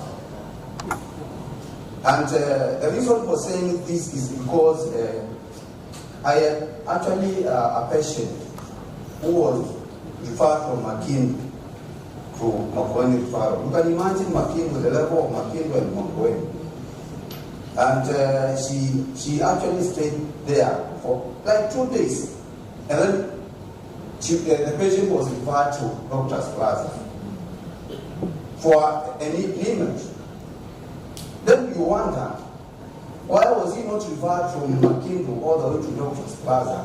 He's stationed here, then later he's taken to Doctor's Plaza. And the amount of money that they are talking about is a lot of money. You look at the status of that patient and then you wonder, where will he get this money? People have sold even their pieces of land to paint those images down there.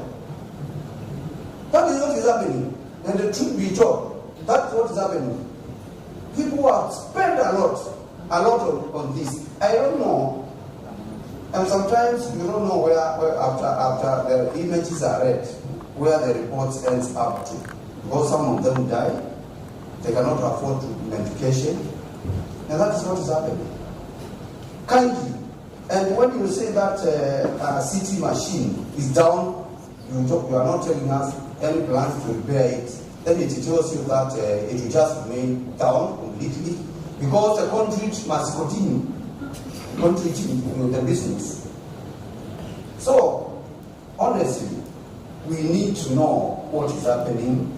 If it is business, let us be told it is business. If it is not business, let us see these services be given to our people the way they should.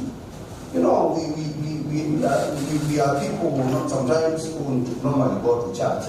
And then, like me, I say, 10 years leading the people of Wotezi world. One time I will be in heaven and the court will ask me, what did you do to these people for the last 10 years? The same will be even asked to those staff who are just giving services to our people. So let us fear God sometimes. We need to fear God. So, me, what I can say is that it is important, actually, we just go to the root cause of this issue so that our people can at least, we can save them because they are depending on us. And remember, the slogan I quote, one African is slogan must work. And the Urubali itself must be there for us to survive as politicians, because the Urubali itself, if it's not happening, then I don't think then we will go far. So thank you, Mr. Speaker. That is, I rest my case. Honorable Charamungu. Thank you, Mr. Speaker. Mr. Speaker, I truly want to appreciate the contributions from the honorable members and also from the Waziri and his team. You know, Mr. Speaker, this oversight has come on a time when tomorrow, 26th, we are having something called World Hospice and the Palliative Care Day. Perhaps Waziri will tell us what that is, because I don't know. And for our people to understand what it is. Mr. Speaker, I am just wondering, this referral, you know, everybody from every health center is referred to water, to Makueni County Referral Hospital. Why referral? And then when you come to the referral, you are referred to somewhere else. And when you go to that somewhere else, you also referred. So I really want to understand that referral water, because it may have lost the meaning. Was it? Because indeed, if it is a referral hospital, let it remain so. I remember because I was in that committee that made that appointment. And you told us you left room 302 in Nairobi Hospital to come to Makueni. Of course, you are facing challenges. Some people still don't believe that you are the same person. You will face those challenges that members have spoken here, or as much as you are trying. So that referral, please let us understand that referral because it has lost meaning, honestly speaking. The issue of the staff not being motivated, the issue of the staff attitude. Mr. Speaker, I would perhaps give an opinion or advice that we may have some doctors, so to speak, in courts, because you say not all of them came through County Public Service Board. Maybe they came through other ways. We may have, there was a lawyer the other day who is doing cases in court. And Mr. Speaker, and then when there was an audit, this is not a lawyer, but he has only cases. So we may have some doctors who have been operating our people here, but they are healed by God. So we need to know whether we have the correct people, Mr. Speaker. Out of these 2,000, we need to, Mr. Speaker, because of this clarion call by His Excellency the Governor, yes, there could be that one. But when we let people and we politicize what is happening there, we lose it all. For example, Mr. Speaker, and this has not been reacted to, we have seen that the issue of mortality rate is far too much. I saw 750 every day. I still want to confirm whether this is the truth, because we have now the chance. We are, by the way, for information, live on YouTube, WhatsApp, Facebook. The other one is what? Twitter. I have seen Honorable Muso here watching elsewhere. So you are live everywhere. Right? So it's important you make that clear. So that the people of Makueni can know that some of these are just politics and we should keep politics out of the health. Because if we involve politics, Mr. Speaker, we are going to lose it all. Let us face facts.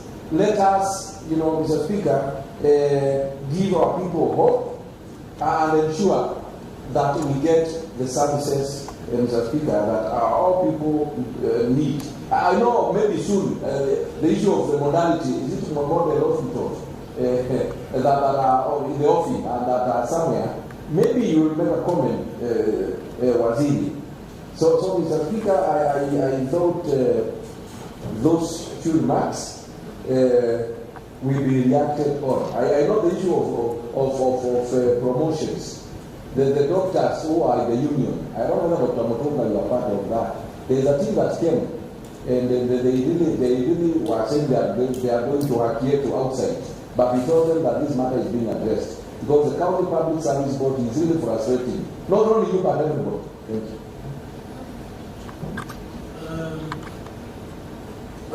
You've had another fact to serious debate. And I think Charamumo has summarized. The question is, why should I refer and not to penalty? The concept of referral is that you must cap some services and count headquarters other than that which is reasonably allowed to be referred to, not from within the county to an extent, unless it's justified so, or unless the machine breaks down for a day or two. But that's a big challenge.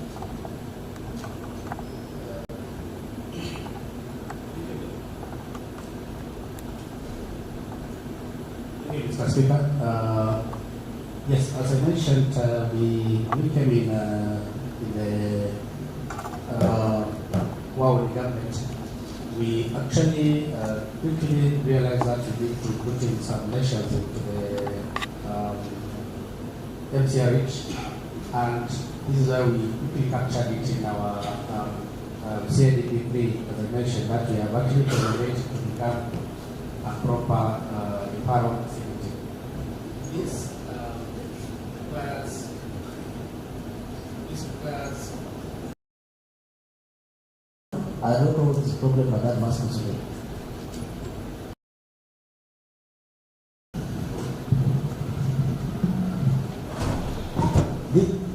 Thank you. This requires that we have was procured Dr. Nishogo 2017. It's more than as you know, as the years age, more than 6 years old as its age, then you know it runs into a bit of trouble here and there, so it requires servicing more frequently than when it's new. So quickly be asking that if we can appropriate some some resources towards the purchase of a second machine. The issue of an MRI is something I mentioned a few minutes ago, that we actually need even the MRI.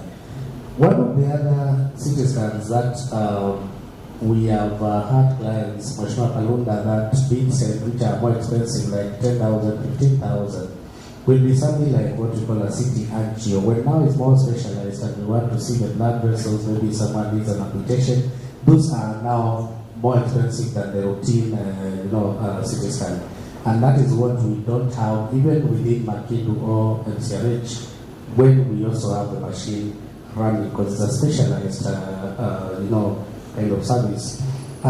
So we will be putting forward a proposal to this cabinet and to this house that we purchase this equipment and make our referral hospital a proper referral.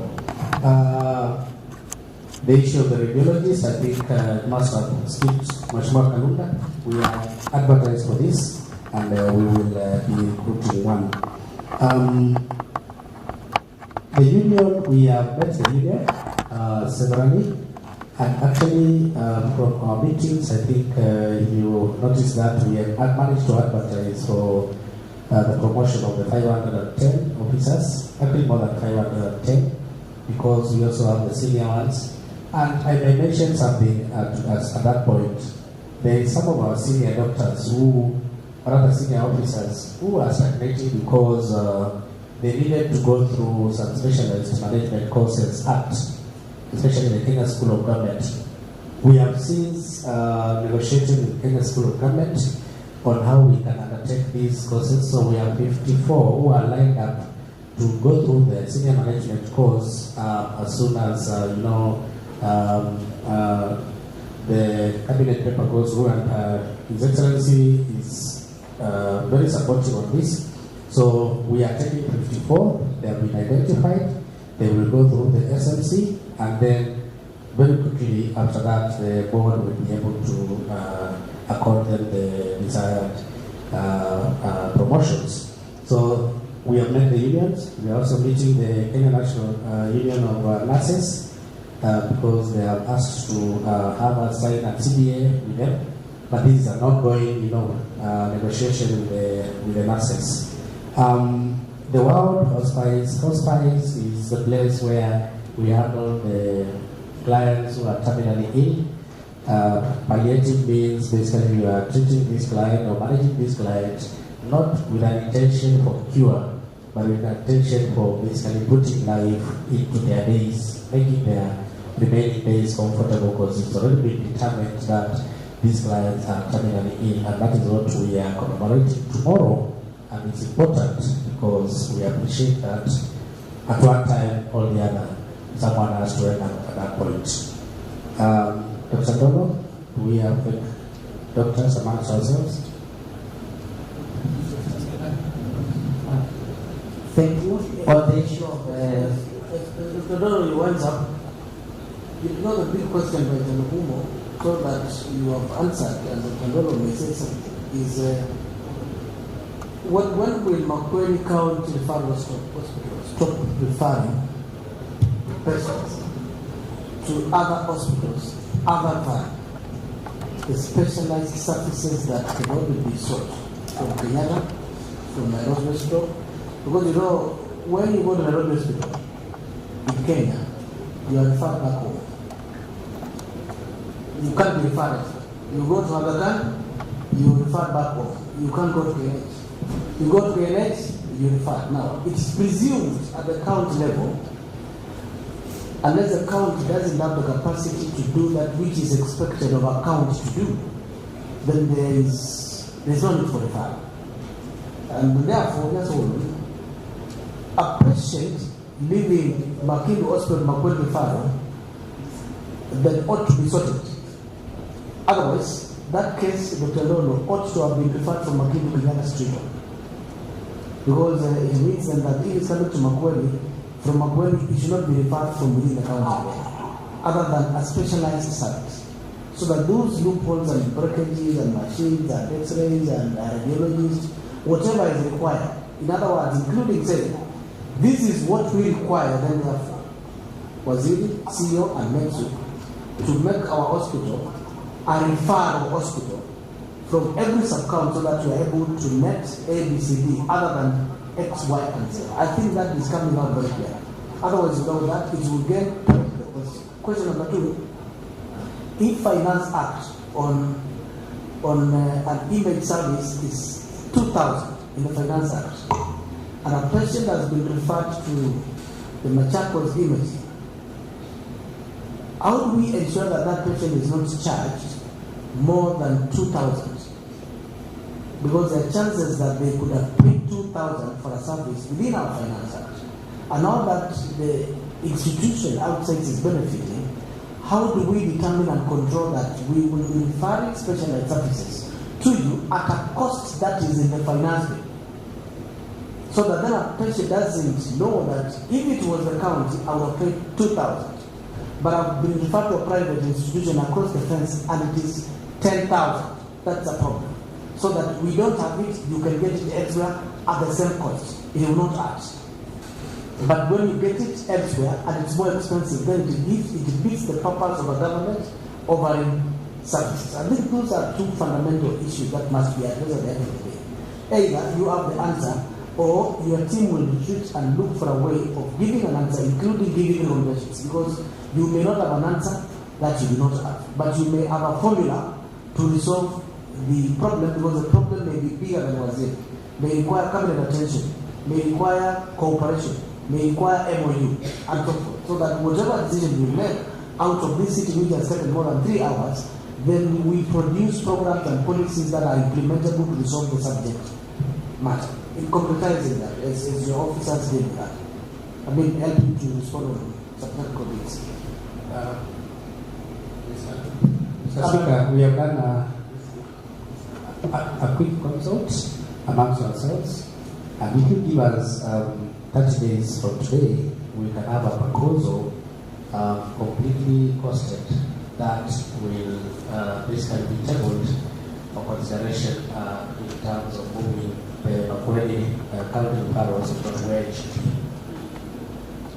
Fair enough. Chairperson?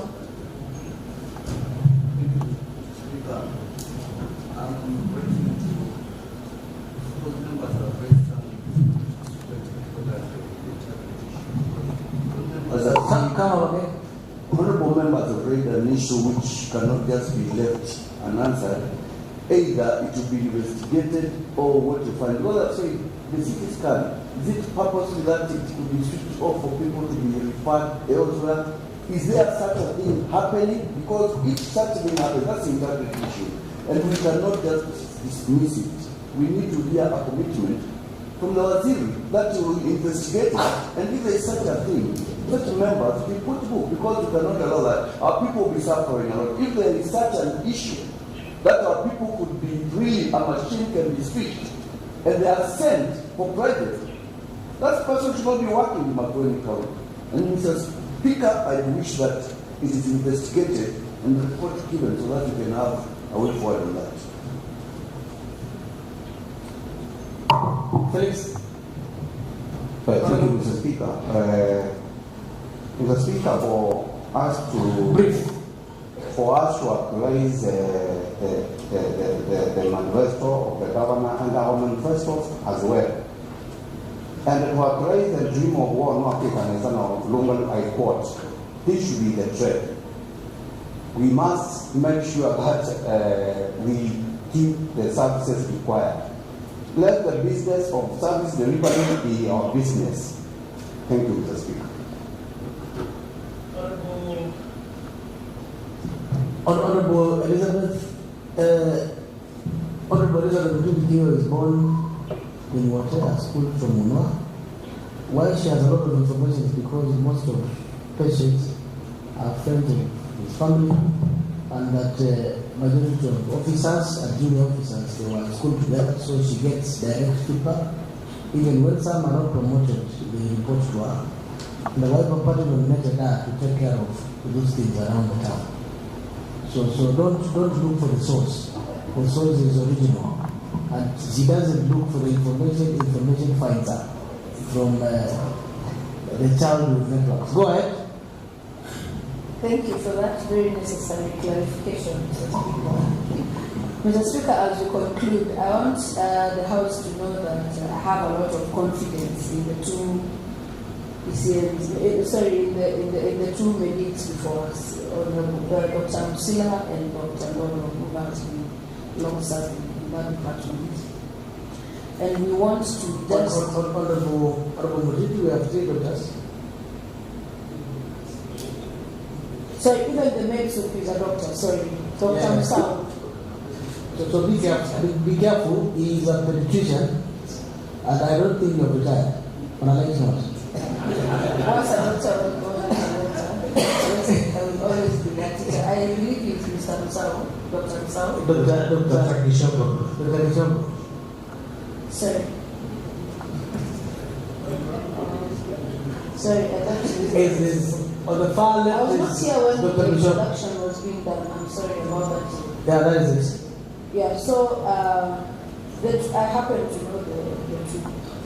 I was not, I have not personally known to. So we want not to be able, we want to stop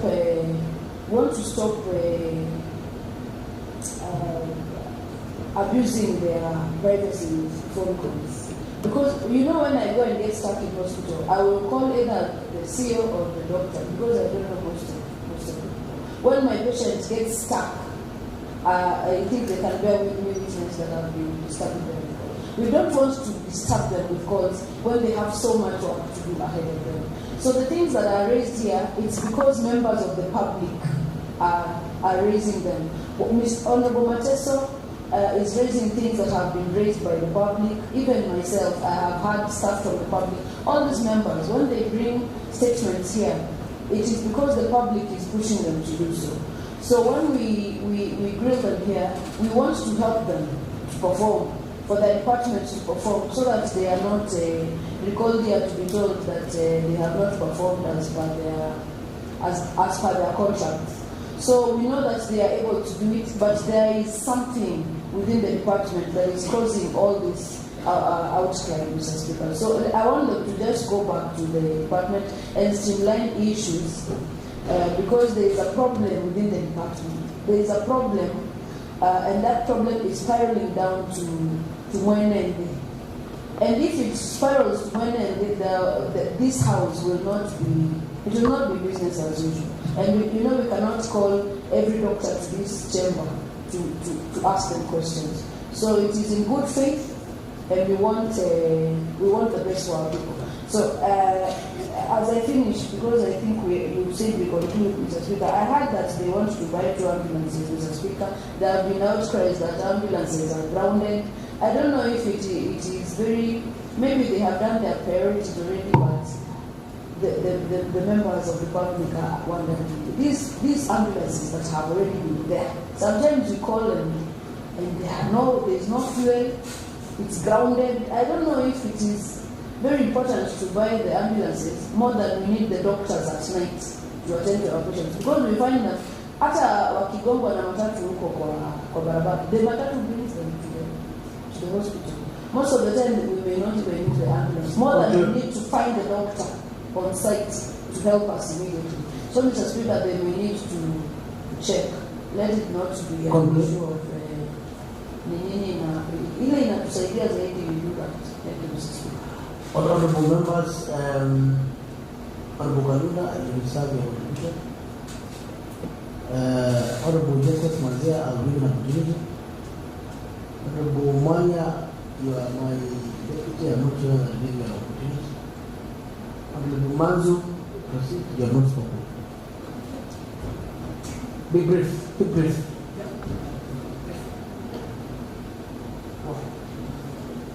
Thank you, Mr. Speaker. And I would like to go straight to the point. be brief, and I will be very sincere with my friend, the ECM, on health matters.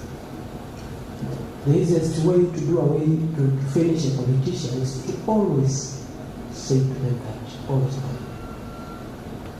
And if actually this house has friends with the ECM, they should have told him all is not well. And if it is to blame, I will not look at any other person. It is a person in charge. I don't know when he heard of these issues of gospel, how many times he has been on his court. I've scored checks in the River Hospital, and he should also monitor why the jam is too much in the River Hospital. Mr. Speaker, I understand that if we have issues with our specialists, that jam will come up to the health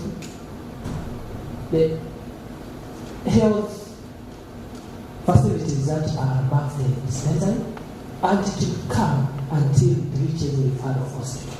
So if we have to get enough cure, and the best cure for these health issues, we have to start with the dispensaries. We need to have staffing in the dispensary, equipping, and then proper monitoring. Because I have noted that the waziri might be a person of who means what he says. And when he talks to his juniors, he just assumes that they will do what he has said. So it is wise for the waziri to take charge, proper charge of the department, and we know he is the one who is responsible for anything. And I am not sure I will take it anymore when my people are suffering. Let waziri take charge, full charge and control of the department. Thank you, Speaker. Member for Kimakuka Lazaro. Thank you, Chair. Brief. My attention has been brought by Honorable Elizabeth when she compared the ambulances with nomadic people. Ambulances are equally important as well as the personnel, because like kilometers county, we don't have any ambulance. The ambulance that was at Sultan was involved in an accident. As the people of Mombasa, we are in a critical area whereby we've got accidents and other issues. A person called last week and they needed an ambulance service. The ambulance was not there. 2 days later, the person passed on. So when we are prioritizing ambulances, ensure Mombasa Road, especially kilometers are covered with an ambulance. Because when we are very specific. Kilometers account that have been very specific. Kilometers account because we don't have an ambulance. The other day I witnessed an accident down in Salama. We had to get an ambulance from Uchako. Conclude which unfortunate. So let the department, Waziri and the CEO be on top of things, ensure we've got an ambulance in kilometers account. Thank you. Waziri, there are comments and questions around this. I've received the contact of assembly business are not the manner, and therefore I can't go in public for sending a text. Of a text here. What strategy has the department put in place to reduce the walking clients at the referral hospital? I don't know what that means, but that's a direct question from a citizen who is following up. I'm sure there's another one which had come in earlier. Seems to confirm what the Honorable Francis Mia was saying. And it says that the prescribers are compromised by medical reps to prescribe by use of trade names. And in the pharmacy, but some clinical officers prescribe and give business to manufacturer names or something like that. You know what that means. There's a text, there's another text Speaker, note that most of nurses have opened pharmacies near the places of work. And when they are transferred, they complain. And they compromise the authority to transfer to remain in the same area.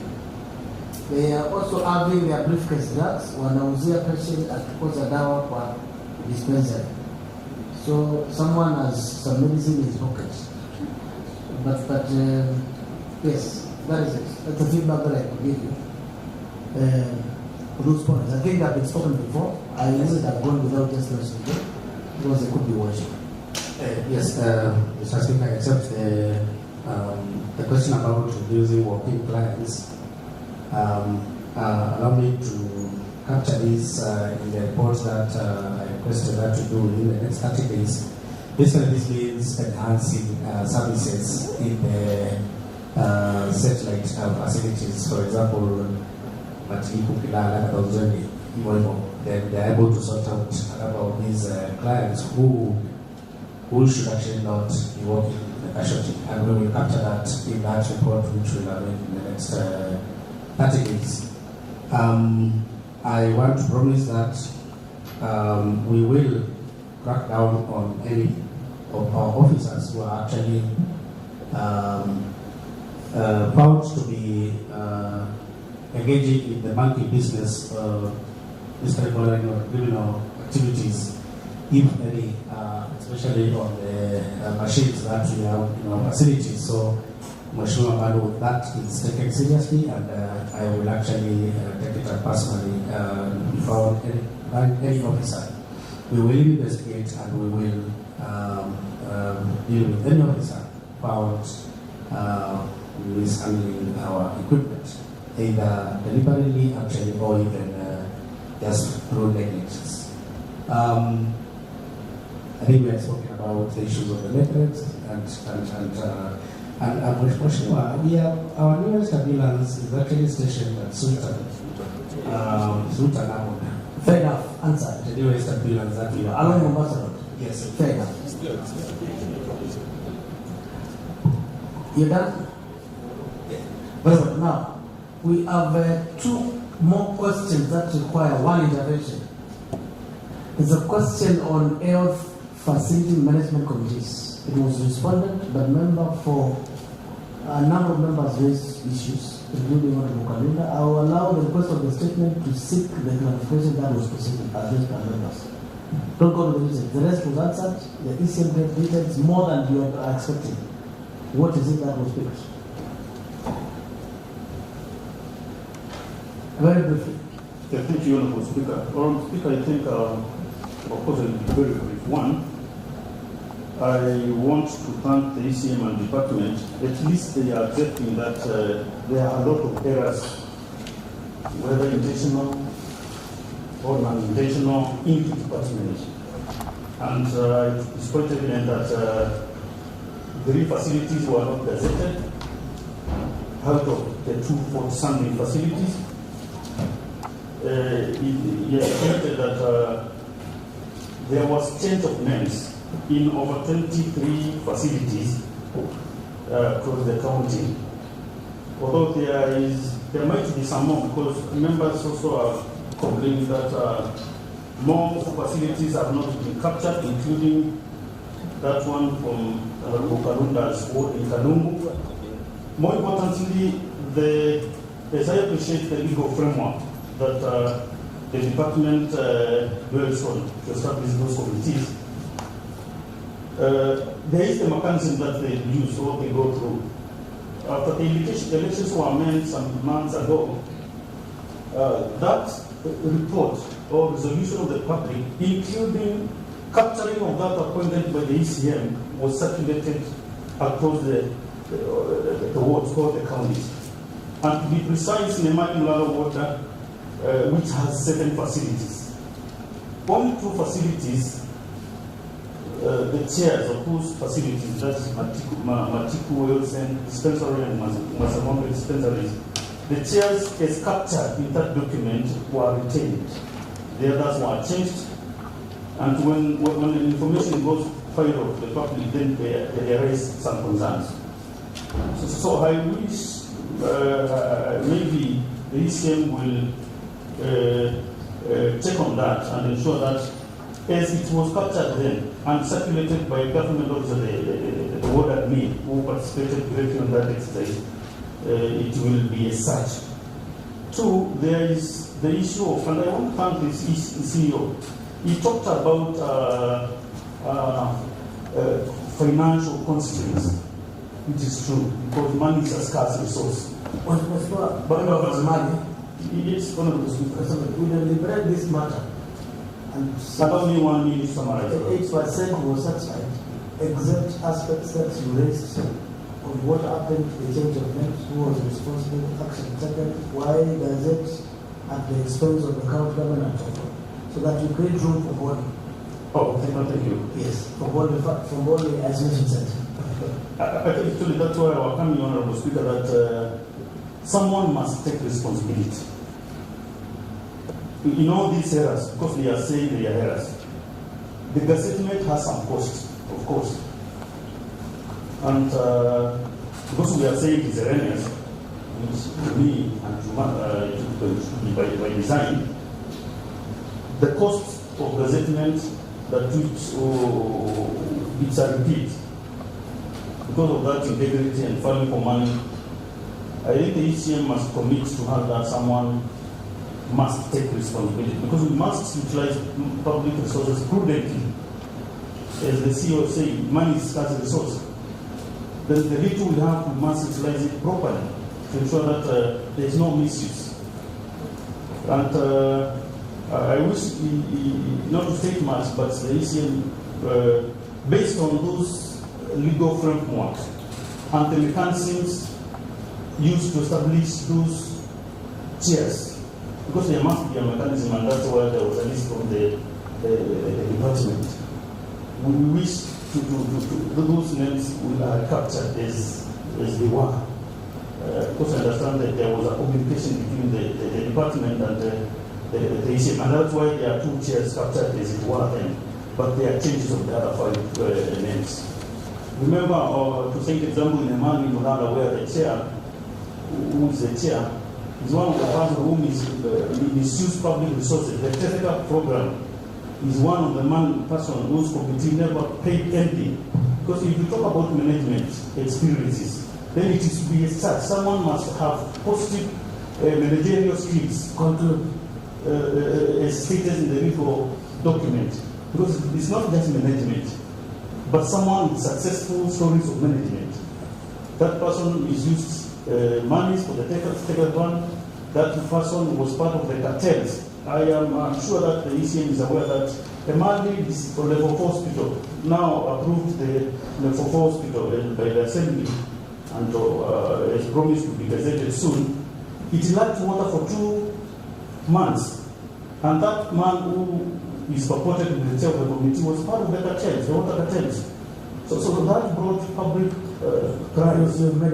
Thank you, Honorable Speaker. But we could have said much on that we don't have time. Consider these push from the public who we represent. It is not our issue. Honorable Member, we are 10 minutes to 2. I don't have a problem to sit here up to 2:30 and sleep and go on my lunch, change and resume, but I'm sure you won't be here. Not you, I will not get one for that. So I'm trying to take care of that. Honorable Kalula, on that matter, and you must be very specific. Just take what you stated last time. Please don't narrate. You have not allowed me to. Just state. Thank you, Speaker. I have seen the response, and some of my facilities are not capturing this. And we talked with the CEO, and the CEO has told me to speak to the sub-county MOH, which we did, and we updated the unfortunately, Honorable Kalula, you've told us what? No, sorry, I was giving an example. No, so this is, I was saying this is yesterday. You caused that statement by your own contribution. You caused this statement to be in this order. is what you said about the regulators. Can you stick to that? It will cover every word. You are the leader of minority. Yes, thank you. I remember very well because the minister was giving the names. But in Kibugulu South, because we had been allowed to send the names of the chairs, in Kibugulu South, I said people must elect their own people. So they elected people in all those dispensaries. Then one of the two nurses in charge, one in Kalungu and another one in Makueni, and said that she would not pick the people, the person who was elected by them. So she sent her own people to be chairs, one from Makueni and another from Kalungu. I'm surprised how powerful are these nurses when it comes to appointments, and they are able to even dictate who comes in so that they can control the board. Now those nurses are in contact, and I think they should not even be serving our people from Kalungu and also Makueni. And if the department doesn't take charge of these things, we will even flash them out, because we have been doing demonstrations, and I can now do the demonstration in my ward. Myself. Your point is made. Thank you, Honorable Waziri, I think the concern is now that happened and you confirm that indeed it happened. The concern of the member is the action that you're going to take. Aware that indicated that the government will bear the cost of legality. But then what happens to the commission of that legality or anomaly? Thank you, Mr. Speaker. When I got the question, actually, I tasked my team to not just look at the specific facilities, actually go through the whole list. Just for me to get it conclusively done. And that is why the names, as they appear in the response, the chairman's appointment is to be done by the ECM, and then there is the officer in charge of the facility, who is the secretary, and then two persons elected. These are the ones who are to be elected by the local community members in the meetings that were held in the facilities, and we got those names.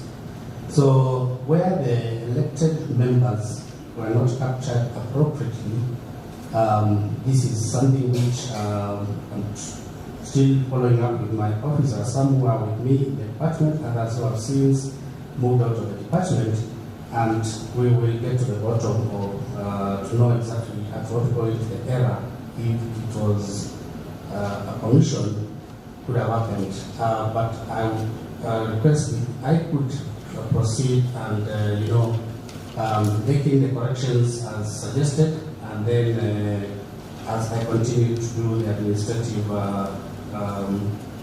corrections within the department. I think, are you answered? The corrections will be done? Yes, the ECM has told you will consider. Was consider the correction, including those on the manual. Thank you. Speaker, before I don't need to be on answer. You know, I have an issue, like in my ward and other wards, and Honorable Speaker yesterday was saying other members may even not be aware of what transpired in their wards. Myself, I'm in charge of my ward. Honorable Lula, if you are speaking. Sorry. That is that.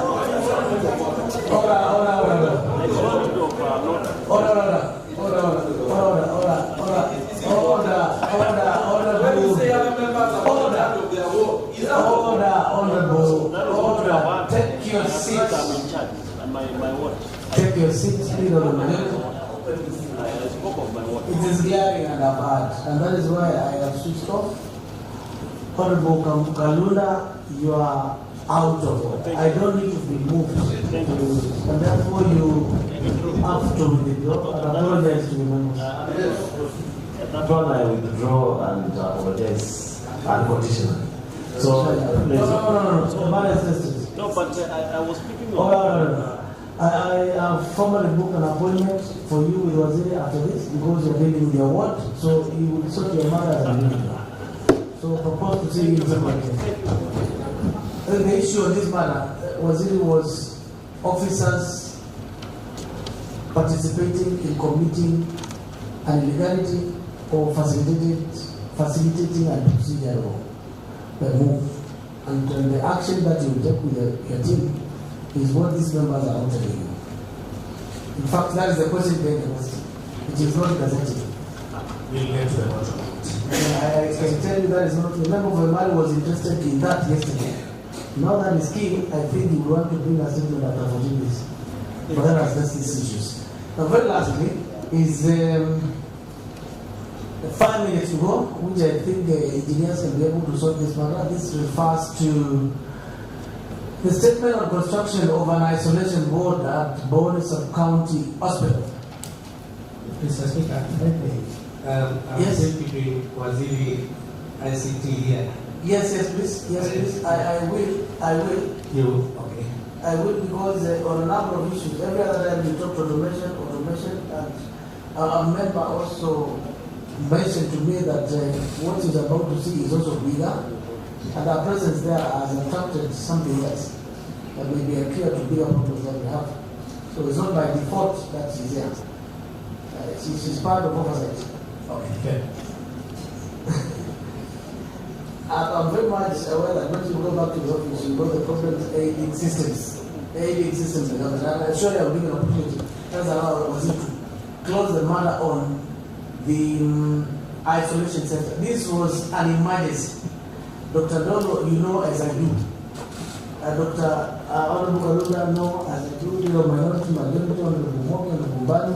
This matter ought to have been concluded during COVID time. Whatever the technicalities, their approach must be with a view to conclude this as if it was an emergency project.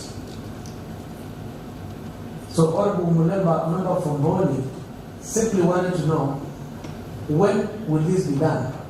Forget about the payments and all the big issues are technical. But ultimately, we want to know when this is going to come to an organization. Do you see the need, the chief officer, for works infrastructure? Yes, we need it here. Can do so? If you allow, we can release the FCRH team. Yes. Thank you, officers and Dr. Muzila. You are released. Please don't forget to become executive committee members in future. It's not a nice job.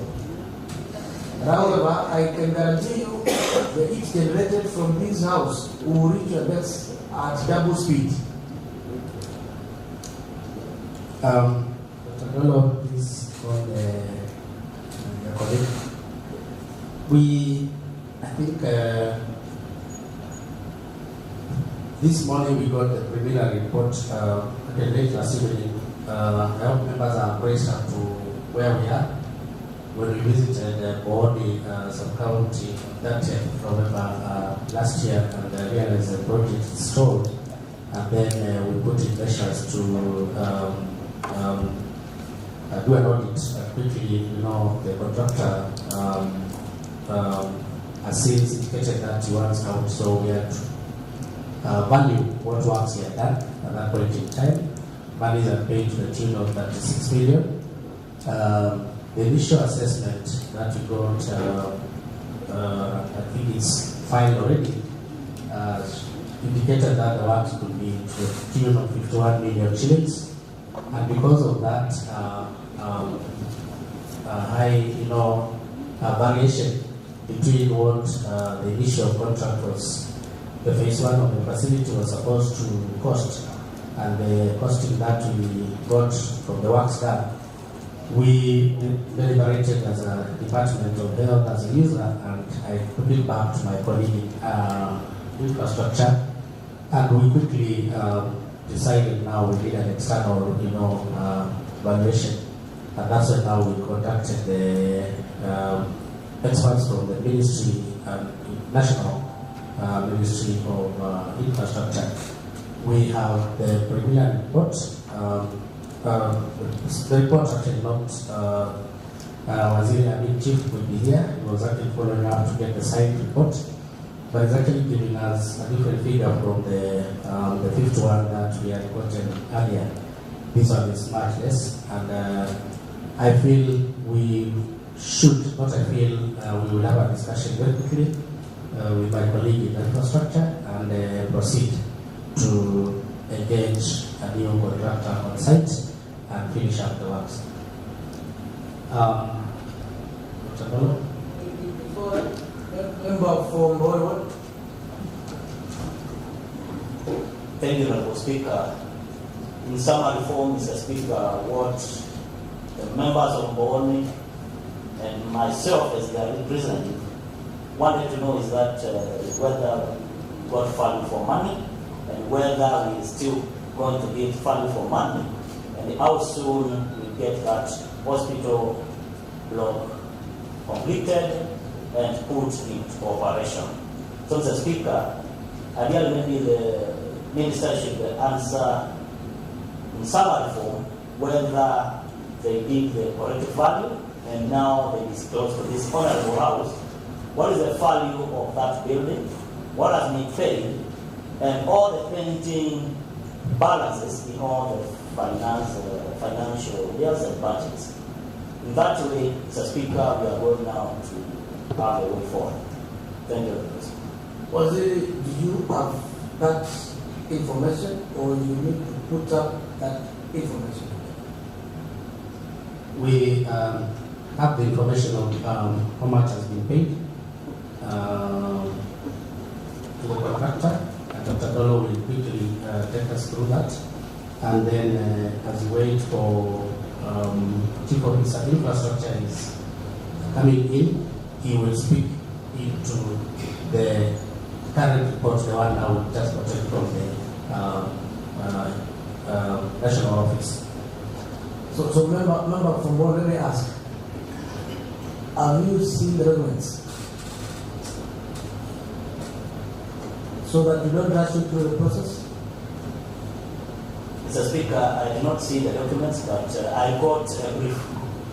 Now, do you want us to proceed, or we allow you to peruse the documents and then you deal with the matter accordingly? Mr. Speaker, we can proceed. Okay. But there is one person who is missing. I don't know where that person is.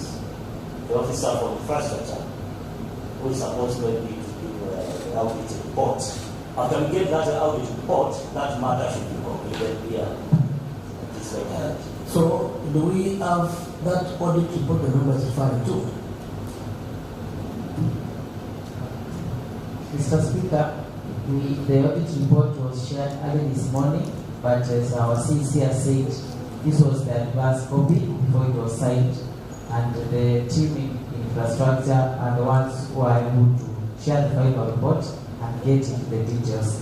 All I can say is what I saw in the report is that the works as built, that figure which was coming to 51 million in that report, which is we are waiting the signed copy, is saying that 8 million. So that is what I was able to grasp in the conclusion. Fair enough. But yes. What do you do? I've listened to you, honorable member. You've not yet received a copy of that report. It is premature to canvass that matter before us now.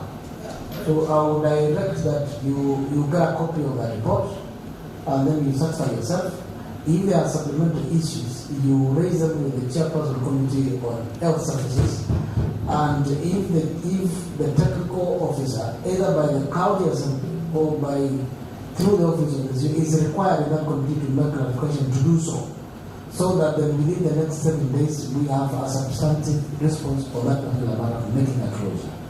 That notwithstanding, you will be required to give a timeline within which that project will be completed.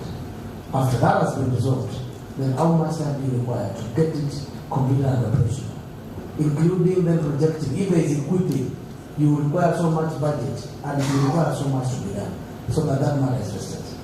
And I thank you, Honorable Moki, for informing me in spirit. Yes. As we make our closing remarks, Honorable Chalamu has made an issue on there's been he talked about allegations of 750 mortality rate per day in Makueni County. You didn't mention about that, it's important. And he also asked whether you will confirm you don't have unqualified healthcare workers in this country. It's a yes or no. So if it's not wrong or no. And then lastly, Makindu.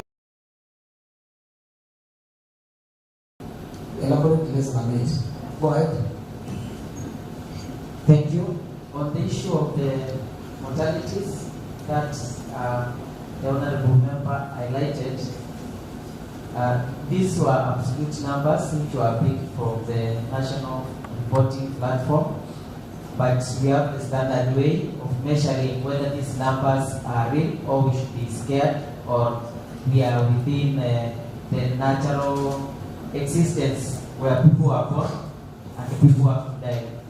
Our death rate is 5 per 100,000 population, per 10,000 population, as opposed to the national, which is 8. So we are doing better than the national, and therefore, when we isolate the figures and start talking about 70, 100, 200 in a certain period, then that is sensationalization of the figures without standardizing them to the world standards.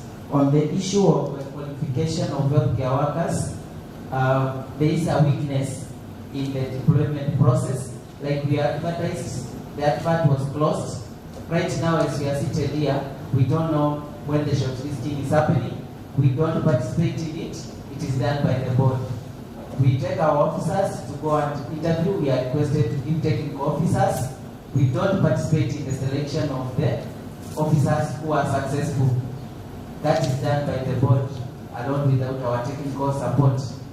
When they come to the department, it's now when we have to chase shadows and try to now find out whether they were qualified.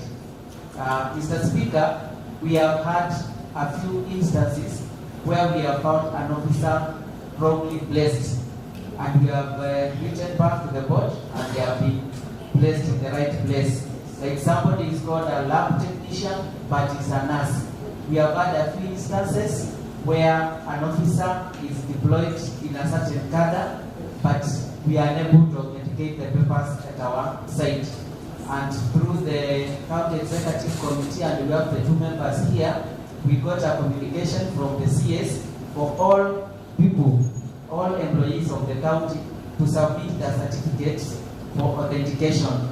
So we probably from this exercise is when we know whether we have medics who are not really medics, and even other cadres from chief officers, from directors who may be having fake papers. Probably it will come out at that point. So I would say, as a department, we have chased shadows to try and address that.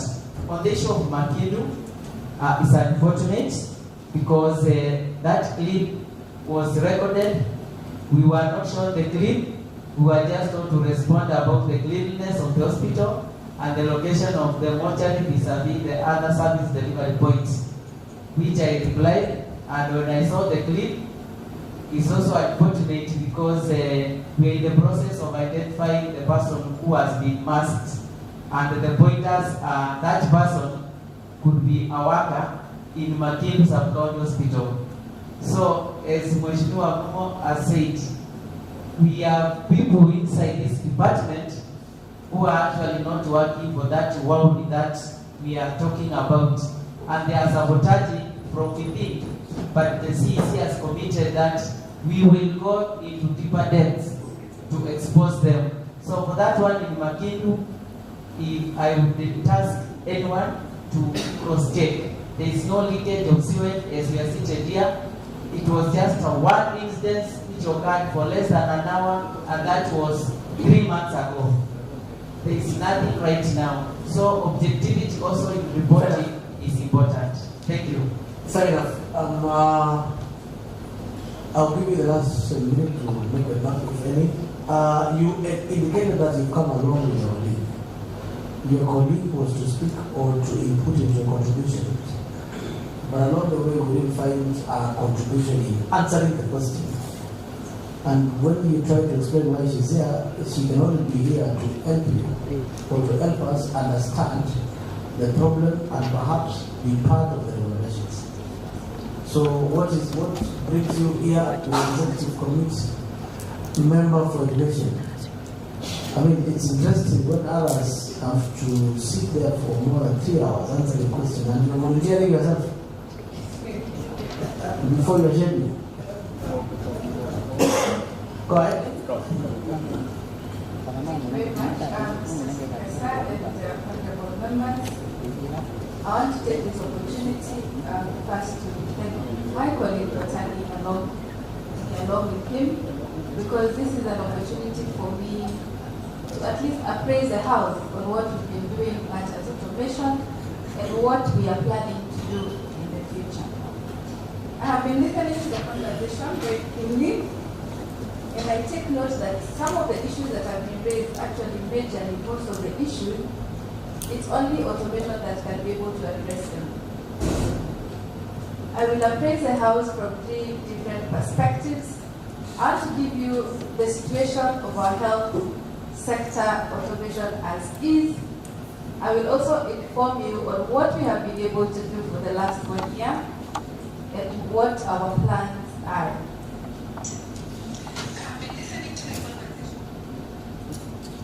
Mr. Speaker, the current situation of automation is that we have no visibility of any kind in our health sector. When we came in, Mr. Speaker, we found that our health products and technologies, especially the Makueni County Referral Hospital, we are actually operating live. That hospital has over 7 health systems that are currently working, that are not integrated, so every system does its own thing. So what we intend to do is to ensure that we have a system that is able to integrate this, all these processes, and we are able to have visibility of the services that are happening at that facility. The other thing is that we had no visibility of revenue. The last 1 year, Mr. Speaker, it is by pride to report to the House that we have been able to connect about 63 health facilities to the revenue management system. We have the one level 5, Makueni County Referral Hospital. We have the 14 level 4s, and we have the 47 level 3s connected to the RMS, and they are able to report their revenue on a daily basis. So we have that visibility. And it is my joy to also report that with that integration, for the last just concluded financial year, Mr. Speaker, sir, we have been able to increase our revenue for the health sector by over 100 million. And this happened in about 3 months. So just imagine what we can do if we have all the facilities connected.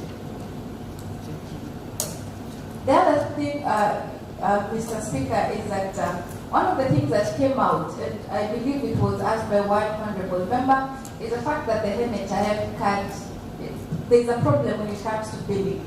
We have been able to interrogate from an infrastructure point, and we believe that one of the issues that is causing that is because the infrastructure setup, the ICT infrastructure setup at the Makueni County Referral Hospital is not very stable. We are currently on NOFB, and NOFB is a government fiber connectivity, and the reliability of NOFB is not stable. So we are operating at 0 to 100 Mbps, but at some point you may find that we are operating at 0 at some other time, so it keeps fluctuating. So we are currently working to ensure that we have a link, a direct link connected to the hospital from one of the ISPs, the internet service providers, to ensure that the county referral hospital is on a full-time connectivity and we don't have those issues of fluctuation. We can have the NOFB connectivity as one of the redundant links to ensure that when the other link is down, then the other one comes up. Mr. Speaker, for the things that we've been able to do since this year started, is that we've been able to deploy a health Products and Technologies Management System.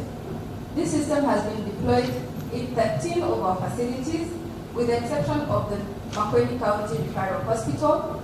It is a lightweight system. We did this so that we can at least take care of the pilferage that is happening. We have deployed the same in 7 level 4 hospitals.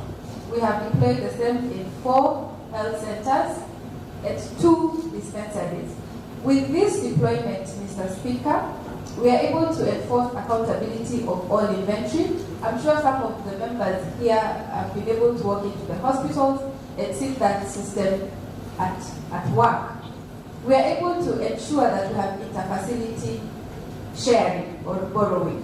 With that visibility, and because it is real time, if we are seated here, we are able to see that Makidu Health Facility has more Panadols than they need, and then the other facility doesn't have. So the health sector can actually confirm that for the 13 facilities that we have that system running, we are able to actually see and share within our facilities. So that is something that will go a long way if we have this system deployed in all the 240 facilities.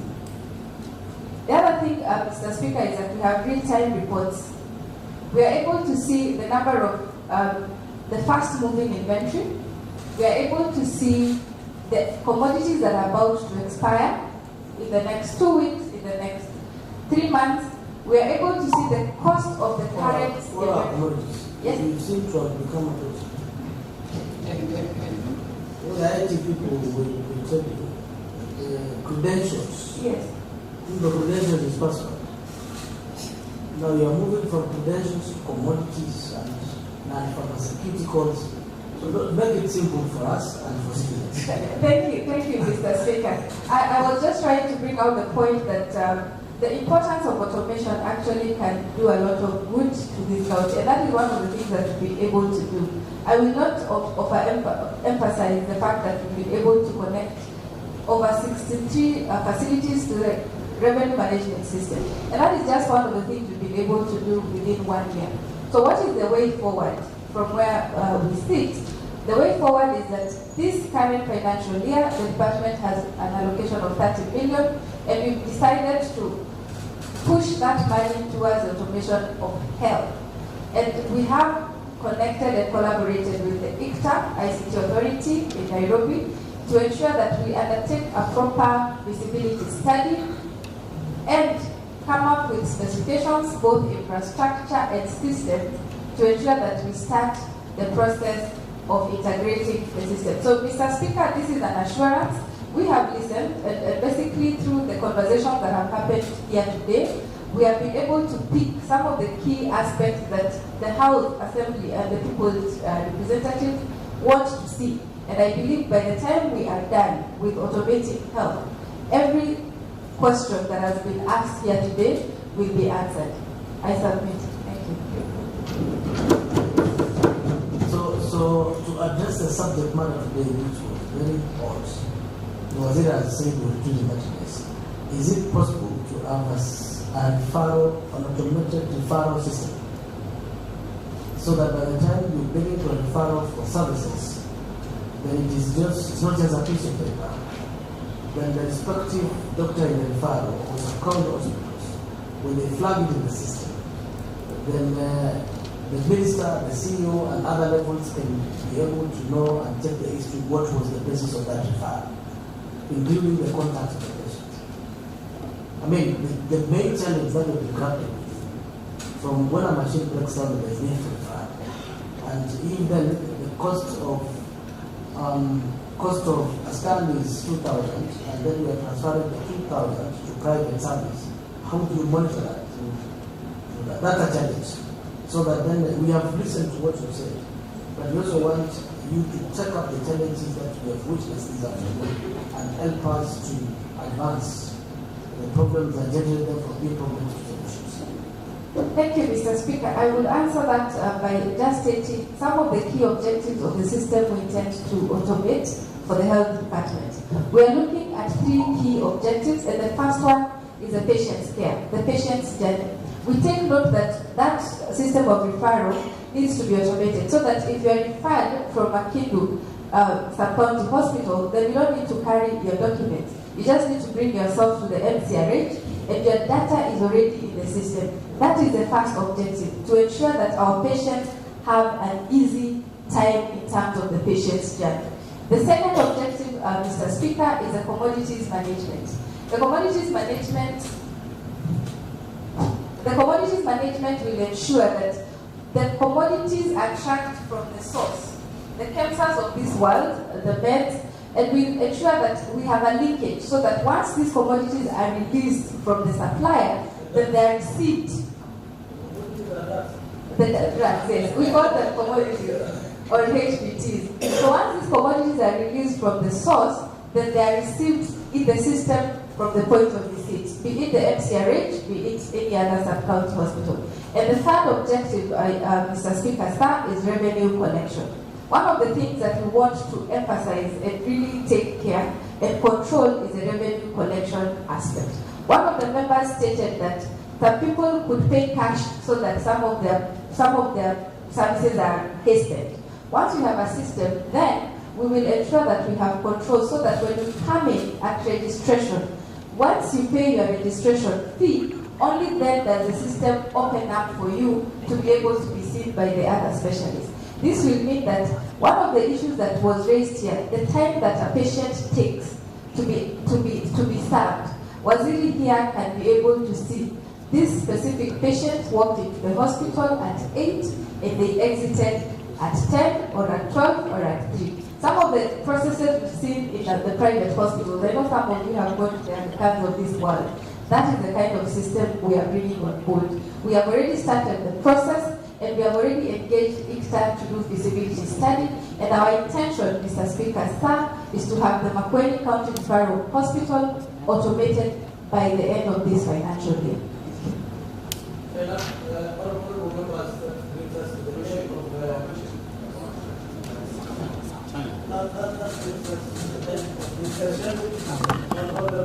Honorable Matters.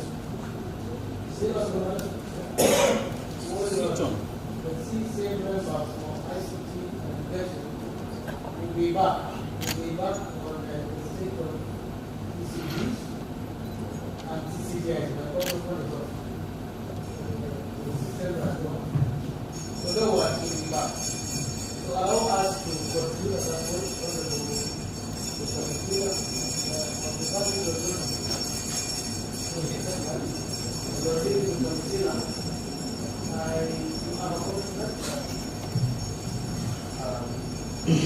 Just to reiterate our commitment, Mr. Speaker, to ensuring that our people get the best care, and that's why even having this kind of discussion with my sister here, we've sat many times, actually sometimes on 20 times, other times not very 20, but we have one hospital in this county. But the county has been converted into one facility where you have a unique number. Even if you move to Kigiro tomorrow for cancer care, your unique number just pops up in the computer. And this is what we have in many other places. And this is where actually the digital bill I mentioned, which was signed recently, is talking about. So we have taken note of all the concerns, and we will be retreating and of course we'll await the word from the assembly on what kind of responses are expected. Thank you. Thank you very much, members for the team. Now the Senate of Makueni is completed the oversight, legislation, implementation role. I can confirm it that in the mood the animal is over 65 days are over. After 65 days are over, in a marriage, we are ready to take to the business. We must commit that to the residents of Makueni County. Those who think that we are against them, we will apologize after 5 days. When they iterate, there are some difference. In the middle of the weekend, this is the difference of us. I couldn't imagine that Honorable Muro would be the first one to jump on it. I tell your friend, but you have noticed that 10 years after, we will assume we will convert these houses to employment right now. So this sitting started, we are thinking of 30 days to present as was that the measure of the students is accepted, after which will be targeted and of course will be developed in the county center of the city and the central. Thank you.